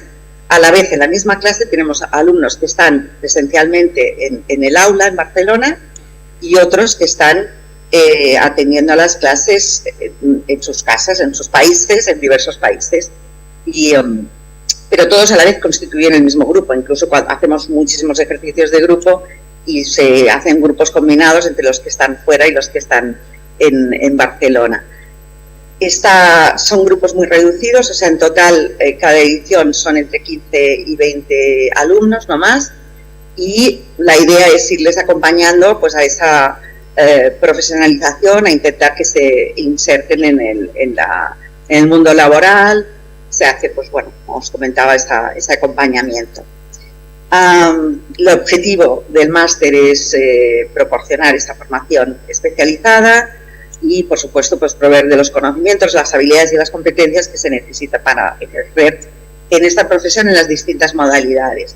En esas modalidades, ¿a qué me refiero? Pues por una parte al periodismo especializado en ciencia, en salud o en comunicación ambiental, divulgación, ya sea pues a través de audiovisual, podcast, radio, diversas narrativas digitales, libros, etcétera, comunicación institucional o corporativa, sobre todo en centros de investigación, en universidades, en hospitales, en empresas con alta densidad de investigación y desarrollo, y también pues luego os lo explico un poquito mejor, pero también la organización de proyectos o eventos en los que se atrae la participación ciudadana, actividades de ciencia ciudadana, public engagement, etcétera, y finalmente en el área de la museología científica, las exposiciones, etcétera. Nos pedíais que os dijéramos más o menos la incorporación al mundo laboral. He pedido los números. Tenemos pues el 84% de los estudiantes que egresaron el año anterior, en el curso pasado, a los 6 meses nos dicen que están trabajando en el entorno de la comunicación científica. Adelante. Bueno, este es parte del profesorado, es una mezcla. En la dirección somos de perfiles más académicos. Yo soy profesora de la Universidad Pompeu Fabra, la coordinadora también es profesora, y luego tenemos pues un fuerte componente de profesionales de la comunicación que ejercen en distintos ámbitos, en medios, etcétera, como os lo comentaba antes. Vladimir Desemir, él fue el primer director de este máster y él es pues, un periodista científico que ha sido pionero del periodismo científico en España y estoy segura que muchos pues lo conocéis y otros profesores. Adelante. Y también nos pedíais ejemplos de alumnos que haya, o sea, de alumni, ¿no? De personas que hayan estudiado el máster por nosotros, pues en 29 años tenemos miles de ejemplos, pero yo creo que a Andrea la conocéis bien, ella es la presidenta de Sapecct y bueno, fue una alumna aventajada. Y por cierto, pues nada, le doy muchísimas gracias por haberme invitado a esta jornada y que creo que además estáis haciendo pues un fuerte trabajo en Chile. Estoy súper contenta de verla de vez cuando la voy coincidiendo con ella y la voy siguiendo y creo que es un buen ejemplo. La siguiente. Os hemos puesto pues esto, más ejemplos para que veáis también diferentes perfiles. Por ejemplo, Ollán Iturbide, que hace poco le dieron la Cruz de Carlos III del Gobierno de Navarra, y él es editor, es el director de la editorial Nextdoor, que es una editorial especializada en libros de divulgación científica. Laura Chaparro es periodista, también ha sido una periodista muy conocida del ámbito de la ciencia, ha recibido diferentes premios. Jesús Méndez es de formación es médico y se dedica al periodismo, sobre todo el entorno médico, pero también científico, también ha recibido diferentes premios. Ana Iglesias es periodista y recibió una de las primeras becas de CSIC de BBVA, que son becas para trabajar en centros de investigación. Y luego os pongo pues otros ejemplos más de diversos perfiles diferentes de personas que han hecho el máster con nosotros y que luego pues sus TFM, sus trabajos de final de máster, han ganado los premios de la universidad, diferentes premios como el de pues un premio a un proyecto museográfico, un podcast sobre Faces of Science, un proyecto de colaboración, de cooperación en temas de malaria con una ONG, y Ana Iglesias por un documental súper bonito que se llama No sé nada de gaviotas, para hablar de la cuestión de las gaviotas que están en Barcelona como cuestión ambiental, y luego pues ha tenido mucha circulación en diferentes premios. Adelante. La edad, aquí son pues los números que me han dado aquí de la universidad. Tenemos perfiles desde gente que acaba de acabar su grado, su carrera, y también hay muchos profesionales pues que han estado ejerciendo unos años, por ejemplo, en investigación, y llega un momento que dicen: yo no me quiero dedicar más a laboratorio y creo que lo mío es la comunicación, y entonces tienen ese perfil más científico, vienen de una carrera científica, y más o menos la otra mitad pues vienen de periodismo, de comunicación audiovisual o de comunicación y relaciones públicas, por ejemplo, y lo que quieren es especializarse. Entonces hay una mezcla entre alumnos con más experiencia profesional y gente más joven. Tenemos siempre pues bastantes estudiantes internacionales, más o menos un 20%. Las clases son en español, por tanto muchos de ellos son latinoamericanos o de otros países, pero que hablan español. Hay algunas clases en inglés, pero básicamente casi siempre es en español. El idioma oficial del máster es el español. Adelante. Esto es como se reparten las asignaturas. Hay 14 asignaturas. Hay todas como mínimo son teórico-prácticas, pero hay muchas de ellas que son talleres que son eminentemente prácticos, pues como el taller de periodismo ambiental, de comunicación institucional, de narrativas digitales, que obviamente se va remodelando cada año a medida que va cambiando el entorno comunicativo, el taller de comunicación oral y de radio, en el que hacen un podcast, el de comunicación audiovisual, pues se van a hacer un vídeo o pequeños teasers para hacer un pitch. Luego hay unas asignaturas más de las que aprenden o manejan más todo lo que sería la parte de política científica, la esencia de la investigación científica, los grandes temas emergentes en salud, en medio ambiente, etcétera, y las nuevas transformaciones de la ciencia con la ciencia participativa, la ciencia ciudadana, etcétera. Y finalmente está el proyecto de final de máster, que es el que tiene más peso a lo largo de todo el máster. Es un proyecto individual en el cual están acompañados de un tutor y pueden hacer un proyecto, pues, pueden hacer, pues, yo que sé, un proyecto de un documental o de una exposición museográfica o de un programa o un proyecto de investigación, por supuesto. Adelante. Bueno, estos son más que nada imágenes para que veáis algunas de las actividades que se hacen. Siempre son muy prácticas, pues hay actividades que hacemos en museos, hay un plato en el que pueden grabar, un estudio de radio en el que, y luego se organizan mesas redondas, ellos tienen el protagonismo, son ellos mismos quienes deciden a quién van a invitar, hay simulaciones de ruedas de prensa, etcétera, de temas científicos y siempre de actualidad. Adelante. Bueno, otras actividades en paralelo, porque también se les exige que además del máster, pues durante el tiempo que están con nosotros, tienen que ir viendo a otras actividades que tengan que ver con la comunicación científica, y vamos compartiendo esas experiencias que han tenido en otras actividades y lo van compartiendo con nosotros, van subiendo sus noticias en el blog del máster y en redes, etcétera. Adelante. 1 minuto, Gemma. Ya está, yo creo que esta es la última, si no recuerdo mal. Bueno, y luego está dentro de la estructura que ofrece la universidad, en este caso es la UPF, es Barcelona, la Universidad Pompeu Fabra es una universidad pública de Barcelona, y donde se hace el máster es en la UPF BCM, que es en la parte más dedicada pues al mundo empresarial y ahí se hace ese acompañamiento de carrera profesional y les ayudan pues a cuando tienen que hacer entrevistas o hacer las prácticas, y tienen toda la oferta laboral del entorno. Y la última, pero creo que ya está, ahí la podemos pasar, porque esto es simplemente donde está donde se hacen las clases, y sí que ya debe ser la última, si no me equivoco. Perfecto. Muy bien, pues luego supongo que nos dará tiempo de hablar un poquito más, una visión panorámica de lo que hacemos y cómo lo enfocamos. Súper bien, Gemma, muchísimas gracias. Se vio todo perfectamente, afortunadamente.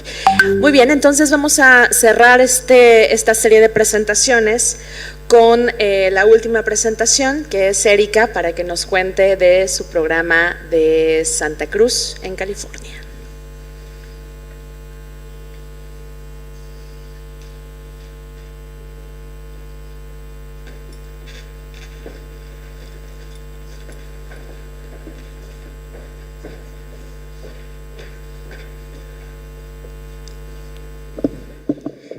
Thank you. Gracias. Good afternoon. I'm going to be presenting in English. I have the honor of being the last speaker and the last session of the last day of the conference. So I hope that we will go out with a bang. I want to thank you very much for inviting me here. It's been so excellent to learn about all the amazing journalism being done here in Chile and in Latin America, and especially for me as director of a master's program to learn about the training opportunities there are here in Chile and elsewhere. So I direct a program at the University of California, Santa Cruz, in Santa Cruz, California. The program is a 9-month master's program followed by a full-time summer internship. The program is a little more than 40 years old. It was founded in 1981. And as of now, it is a residential program, meaning that students must come to the campus in Santa Cruz to take part in the program. There's a maximum of 10 students per year that we train in the program, so it's very small, and we dedicate a lot of time and effort to helping prepare students to launch successful careers in science journalism and communication.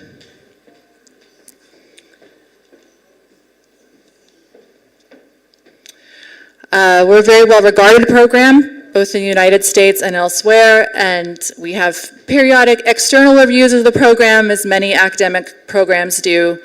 The program review that just ended last year concluded that our program is a true gem that has raised the profile of the campus, and that our graduates are among the leading science communicators in the world, covering and engaging with some of the most important stories of our time. Our graduates work in many different scientific fields. They cover many different scientific fields, including environment, science, technology, medicine, health, and many other areas. Our alums work in many different fields in journalism and communication. About a third of our alums work as staff journalists with publications. Another third of our alums are working with institutions such as universities, government agencies, museums, foundations. And another third of our graduates are working as freelancers, freelance journalism, freelance institutional, communication work, all kinds of freelance work. Most of our alums are working for US and European-based publications, and I've given you just a sampling of the different places that our alums are working. We also have graduates of the program here at the meeting. One of the co-organizers of the meeting, Lindzi Wessel, is a graduate of the program. Has been working here in Chile for many years. And as well, Rodrigo Perez Ortega, who presented yesterday, is also an alum of the program. So what makes our approach unique? We admit people who already have some science background, technology background, or engineering background. That's one thing, because our training is very much focused on helping people with science backgrounds become professional, full-time journalists and science communicators. Our curriculum is 3 quarters long. It starts in the fall and ends in the following spring. And all of the classes teach practical journalism skills, and they are taught by practicing journalists, including sort of the gamut, or the range of foundational skills for science journalism and communication, including written, print, and digital media, including video and data visualization, podcasting, and investigative reporting. So all of the classes focus on communication and journalism training. We don't offer training in particular fields of science. Instead, our students come to the program with some understanding already of some fields of science. You don't have to have a PhD. You can just have, an undergraduate degree or master's, whatever level of scientific training you have. Another strong focus of the program is on reporting on underrepresented communities. It's a big problem that we have in the US. Not only that, we have blind spots about different regions of the world that are represented in our coverage, but also, different communities within the United States that are well represented or not well represented in our coverage. And so we're working very hard to rectify these problems. Another very unique part about our program is the fact that along with the academic coursework during the program year, students also undertake part-time internships with program partners. So they are learning on the job during the course of the program year, partly because we find that is the best way for people to learn the skills that they are going to need in the field as a professional journalist or communicator. Also because it helps them develop a very robust portfolio of published work, which is very important for getting placed in a job or an internship after you graduate. So I was asked to talk specifically about international students. Let me just start by saying that we do accept applications from international students. We do have international students. I'm particularly eager to have international students from Latin America because for a few reasons. One is because of the amazing amount of science that is happening here and the fact that it is, not covered well, as we've been discussing for the entire meeting. Additionally, in the United States, there's a growing demand for journalists and communicators who can report and write in Spanish. And particularly that's true in California, where our program is based, and we have a very robust Spanish-speaking population.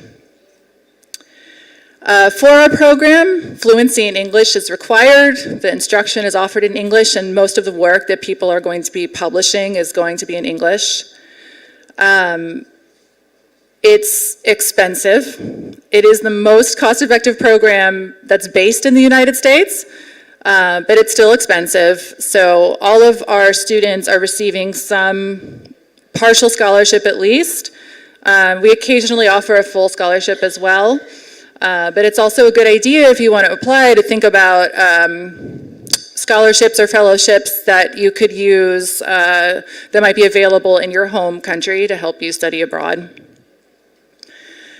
As far as the career outlook for international students who graduate from the program, people do many different things.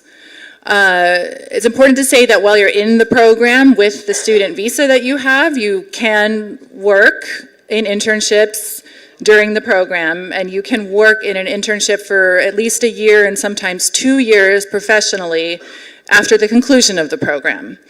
After that, people take many different paths. So we have students like Rodrigo, who is from Mexico and is now working in Mexico City with a full-time job for Science, which is a US-based publication. We have students who pursue staying in the US, international students who stay in the US and work on staff for different publications or work as freelancers. So there's a lot of different options that are available. I don't want to say it's easy necessarily to stay and work in the United States, just because of the restrictions on visas and things like that. But our alums are finding ways to make it possible. And I think that's all I want to say about the program. I just wanted to give a brief introduction about it and say we're very eager and interested to get applications from people who are qualified and want to pursue this type of training. So without further ado, I will close.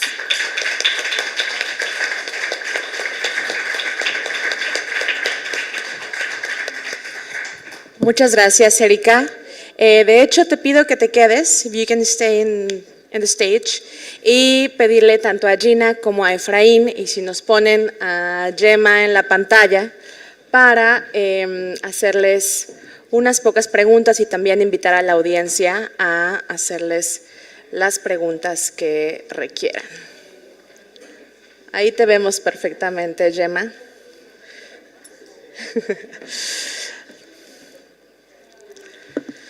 Bueno, pues más o menos lo explicaron en sus presentaciones, tanto Gina, Gemma y Erika, pero aprovecho para que nos cuenten un poquito más sobre el surgimiento de su programa y cuál era la problemática que identificaban y que podía resolver y cómo ha evolucionado, digamos, su programa en ese sentido.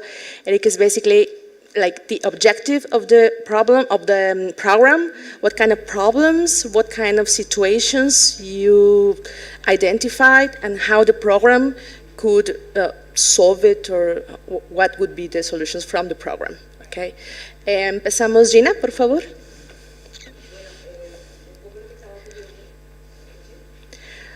¿No se escucha? Ahora sí. Vale. Quizás un poco, dos elementos importantes que a mí me parece chévere resaltar acá. Y es, el programa nace de la mano de una profesional genial, Mariluz Vallejo, en Colombia, narradora. Colombia es un país mega diverso, con toda una suerte de recursos geniales y con dos mares que representan una riqueza enorme. La cobertura de estos temas ambientales siempre ha sido un escenario de oportunidades maravillosas para el periodismo, y así se ha hecho, tenemos muy buenos periodistas en el ejercicio de la cobertura ambiental, pero hubo un momento importante en el 17, 18 y año 19 en que nos dimos cuenta como país, pero también creo que por supuesto es un asunto mundial, que las fronteras alrededor de estos temas se desdibujaban y cada vez resulta mucho más transversal mirar los distintos ángulos que la ciencia ofrece para los procesos de investigación, y entonces todo lo ambiental termina absolutamente traslapado por la salud y empezamos a mirar cómo esto se mezcla, y fue allí cuando surgieron como las preguntas sobre qué podemos realmente ofrecer.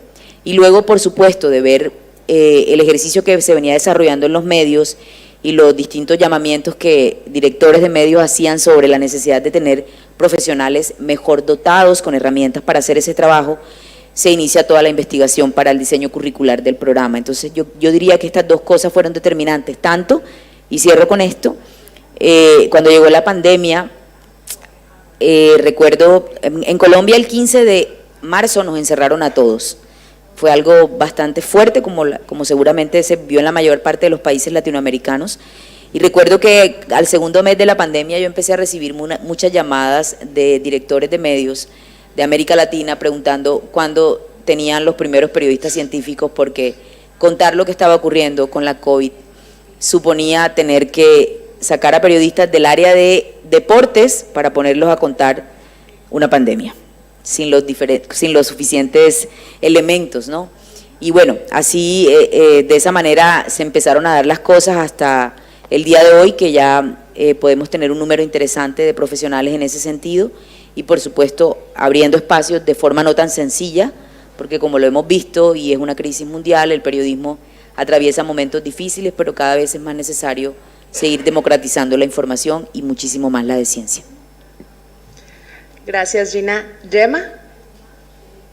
Sí, bueno, pues en el caso nuestro, como os he comentado antes, al ser un programa que lleva tantos años, ha ido cambiando muchísimo, ¿no? Al principio, cuando se originó, fue como una respuesta a una necesidad que existía. La necesidad era que no había periodistas especializados en ciencia, había muy pocos, pero que se empezaba a ver que realmente era un tema que interesaba mucho, que a la audiencia les interesaban los temas de ciencia, de salud o ambientales, y entonces se puso en marcha, la persona que lo puso en marcha fue Vladimir de Semir.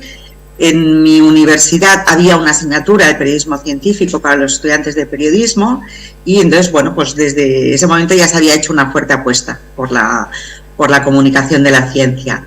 Y al abrir esa oportunidad al máster, que al principio estaba pensada más para periodistas, lo que se encontraron, porque yo iba como alumna, entonces era de la primera promoción, es que nos apuntamos muchos que no veníamos de carreras de periodismo, pero que nos gustaba la comunicación.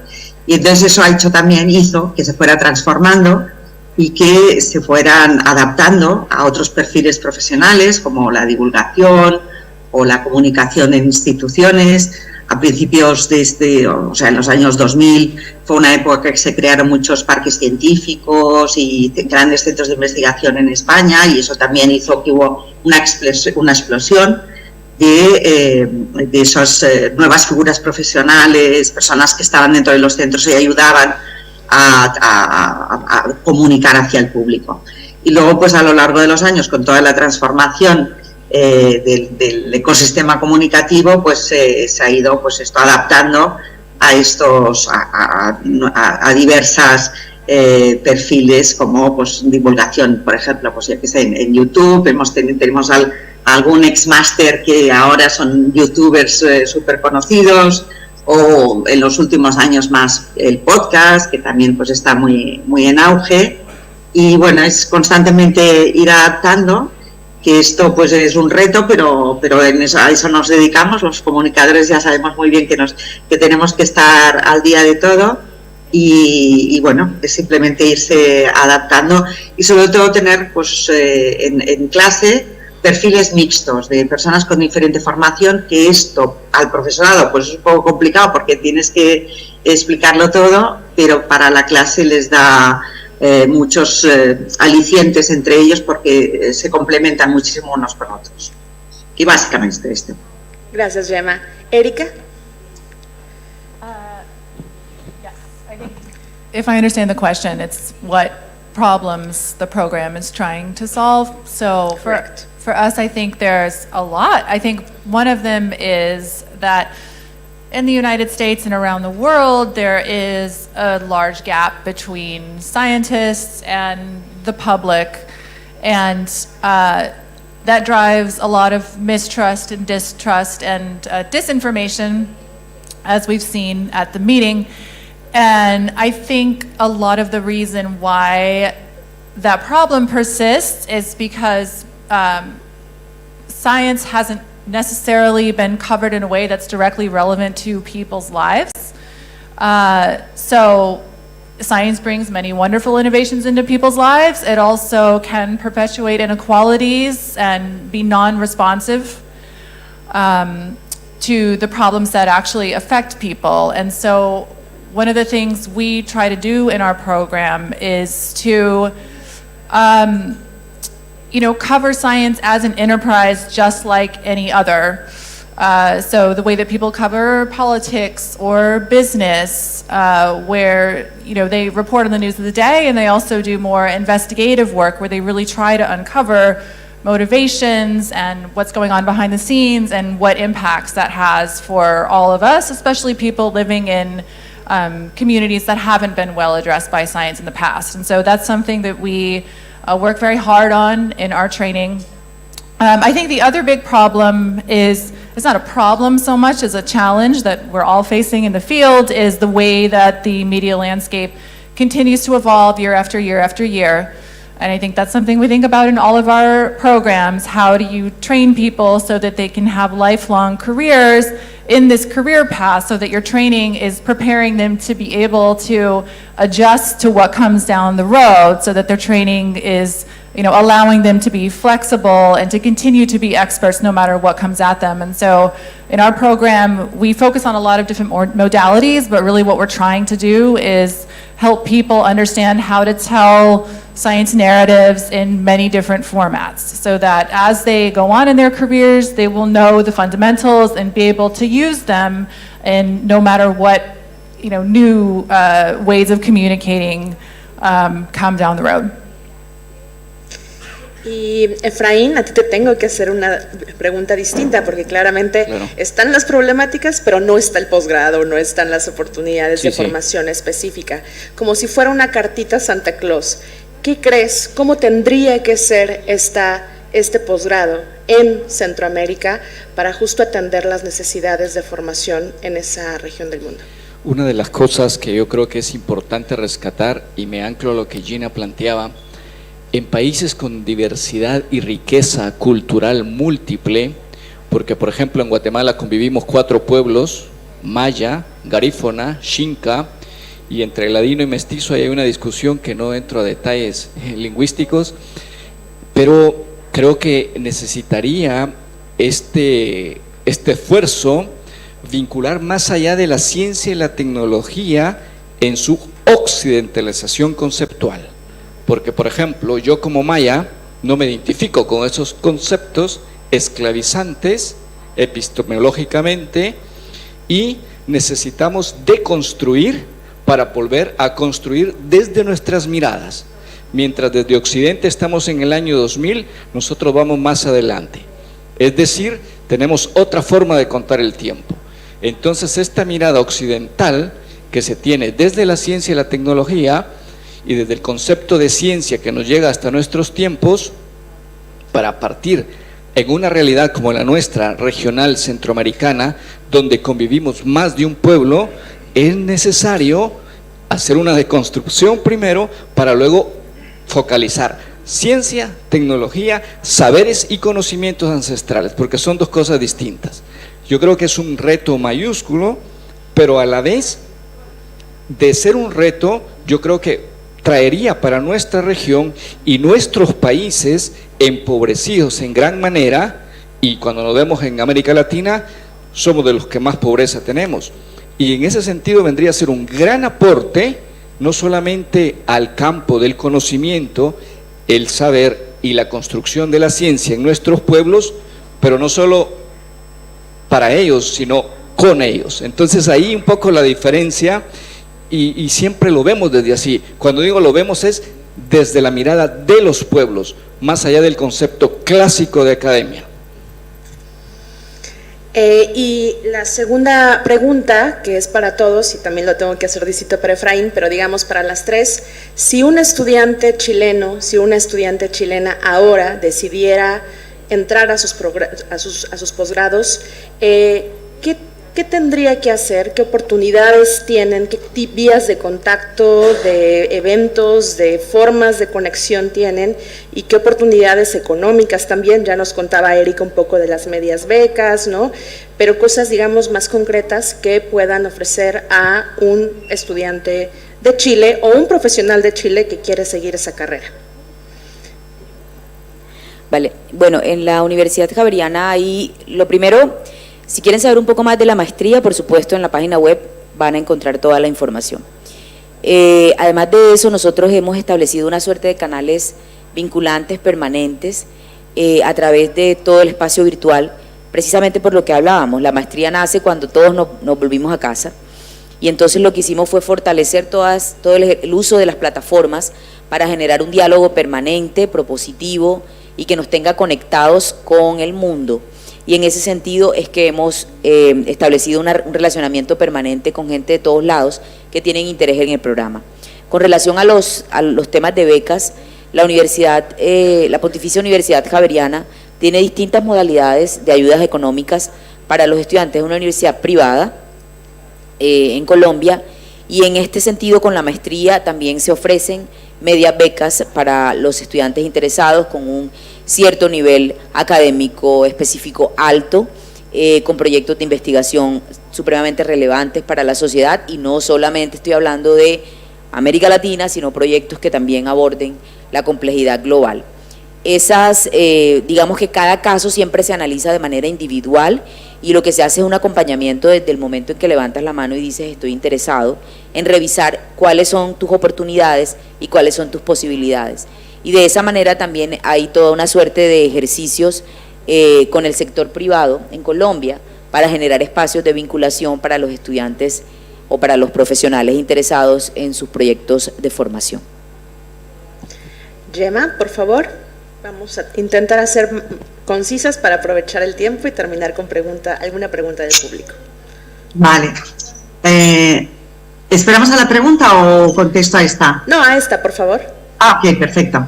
Vale, pues en el programa nuestro, el de la Universidad Pompeu Fabra, bueno, pues también lo podéis encontrar perfectamente en la página web, poniendo Máster de Comunicación Científica Médica Ambiental, Universidad Pompeu Fabra, BSM, os saldrá.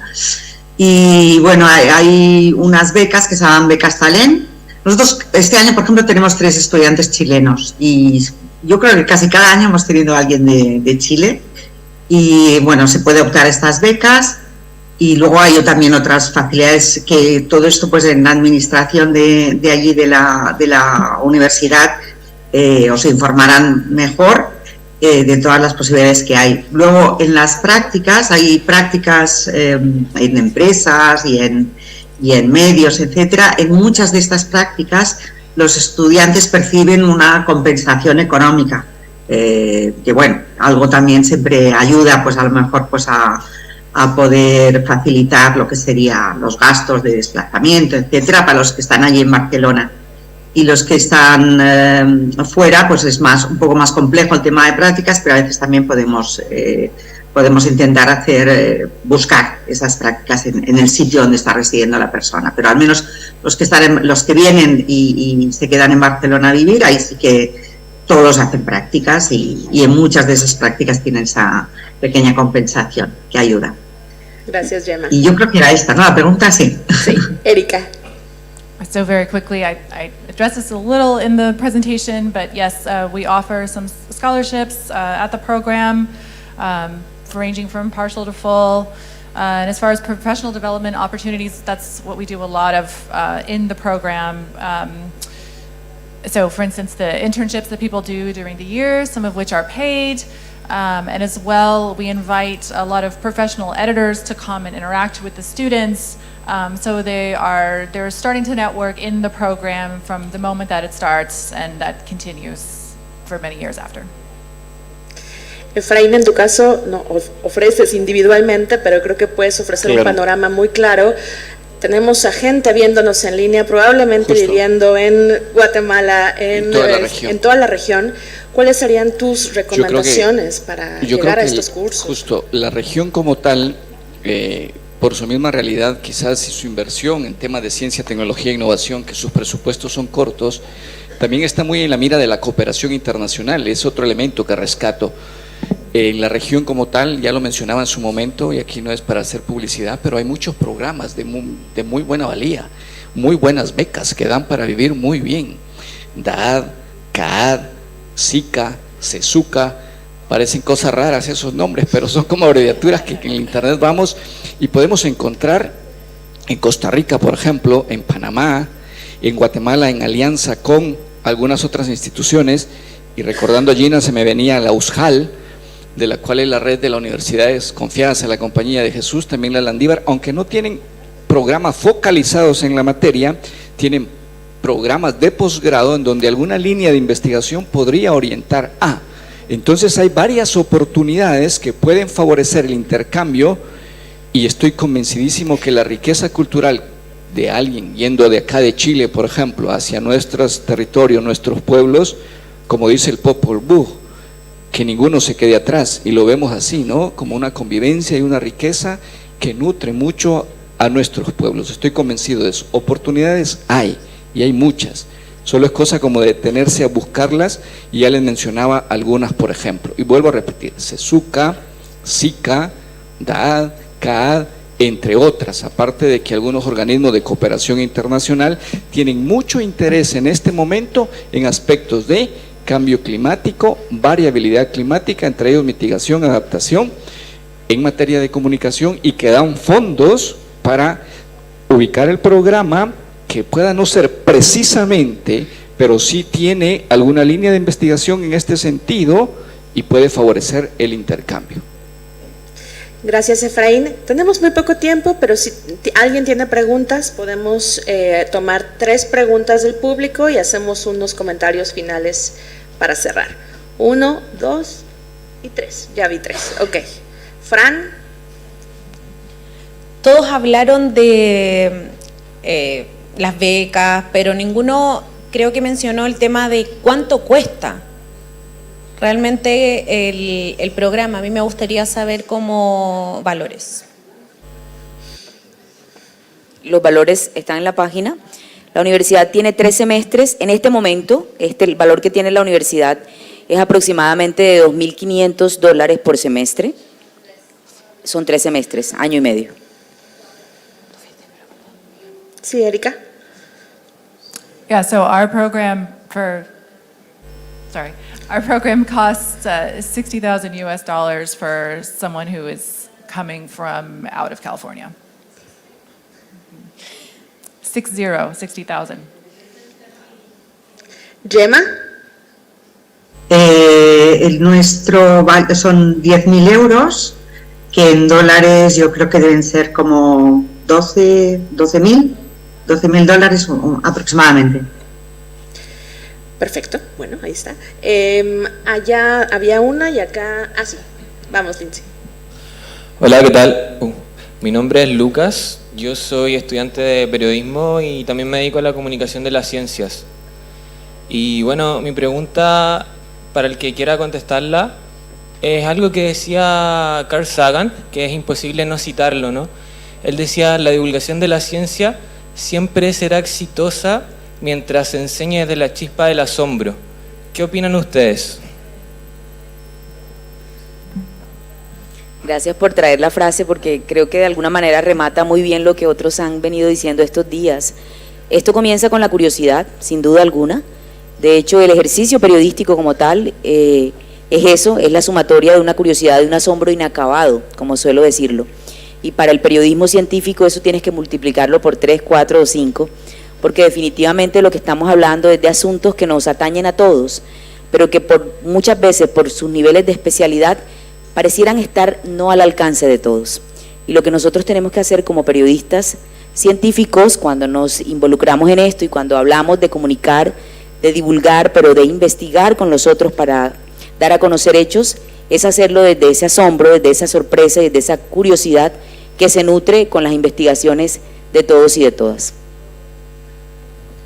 Si me permite, Lucas, justo que ese asombro no solamente sea el cotidiano de tu amanecer y ni de tu opción por una carrera, sino que de la vida misma, para tomar esto como también una forma de vivir el mundo, y que ese asombro, creo yo, que va de la mano de esas preguntas que busca responder, ya sea periodismo científico desde un campo más amplio, ¿no?, de la comunicación, de la ciencia, para que tus narrativas o las narrativas que nos lleven a contarle a la gente sean realmente narrativas también esperanzadoras. Tal es el tema del cambio climático, por ejemplo, para no tener narrativas catastrofistas o apocalípticas, ¿no? Entonces yo creo que eso es importante, no solo para eso, para la vida, y si tienes, no lo pierdas, ¿eh? Cada mañana mira el sol con asombro, y si no sale, pues invéntatelo, pero eso es bueno ante la vida. No sé si Gemma o Erika quieren comentar algo o pasamos a la última pregunta. Yo, si queréis, un comentario muy breve. Yo creo que en la mesa anterior había uno de los periodistas que decía, si te quieres dedicar al periodismo científico, búscate una pareja que sea muy rica. Pues esto es así, ¿no? Los que nos dedicamos a comunicación de la ciencia, ya sea en periodismo o en otros ámbitos, no lo hacemos para hacernos millonarios, porque si no nos habríamos buscado otra profesión. Lo hacemos porque realmente es muy apasionante y porque somos de naturaleza muy curiosos, nos entusiasmamos, vamos a por todas, y cuando hacemos investigación de un caso vamos hasta el final, y eso es también en ciencia la curiosidad es lo que mueve, ¿no?, el conocimiento. Así que nada, una frase muy bien traída. Do you have to add something, Erika? No, porque no entiendo la pregunta muy bien. Don't worry. Terminamos con la última pregunta. Había una más, ¿cierto? Por favor. Aquí adelante. Hola, bueno, soy candidato a doctor en ciencias. Me quedan 2 años todavía, así que en el 2025 me gustaría poder postular a alguno de sus programas. Y quisiera saber qué recomendaciones tienen para poder generar o fortalecer un portafolio que permita poder optar a alguna de estas becas. Si puedes traducir la pregunta para Erika, por favor. Están traduciendo ahora. Gracias. Para Erika.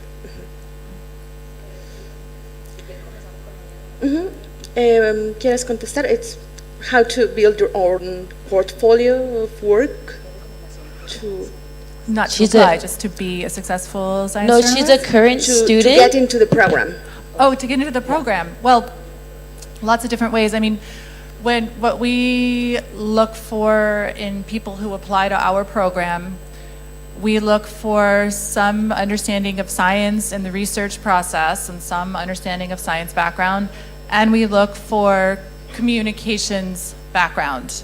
And I'm not looking for something particular with your communications background. I'm looking to see that you have taken advantage of opportunities that are available to you in whatever situation you find yourself in. So if people have been in graduate school and working full-time towards a degree, then I would look for things like, did you participate in, say, student publications? Did you write even something as simple as a blog or, a social media channel, or posts for your university, or do a part-time internship or a work placement at your university. So it's everything from that to people who have tried to pitch freelance journalism in their local publications, to people who have successfully placed publications or had journalistic internships. It's a huge scale, and I understand people are coming from many different backgrounds in our program. That's part of what makes it so great. So there's not one type of thing that I'm looking for. I'm more looking for people who, like I said, are able to see opportunity and take advantage of it to develop their skills.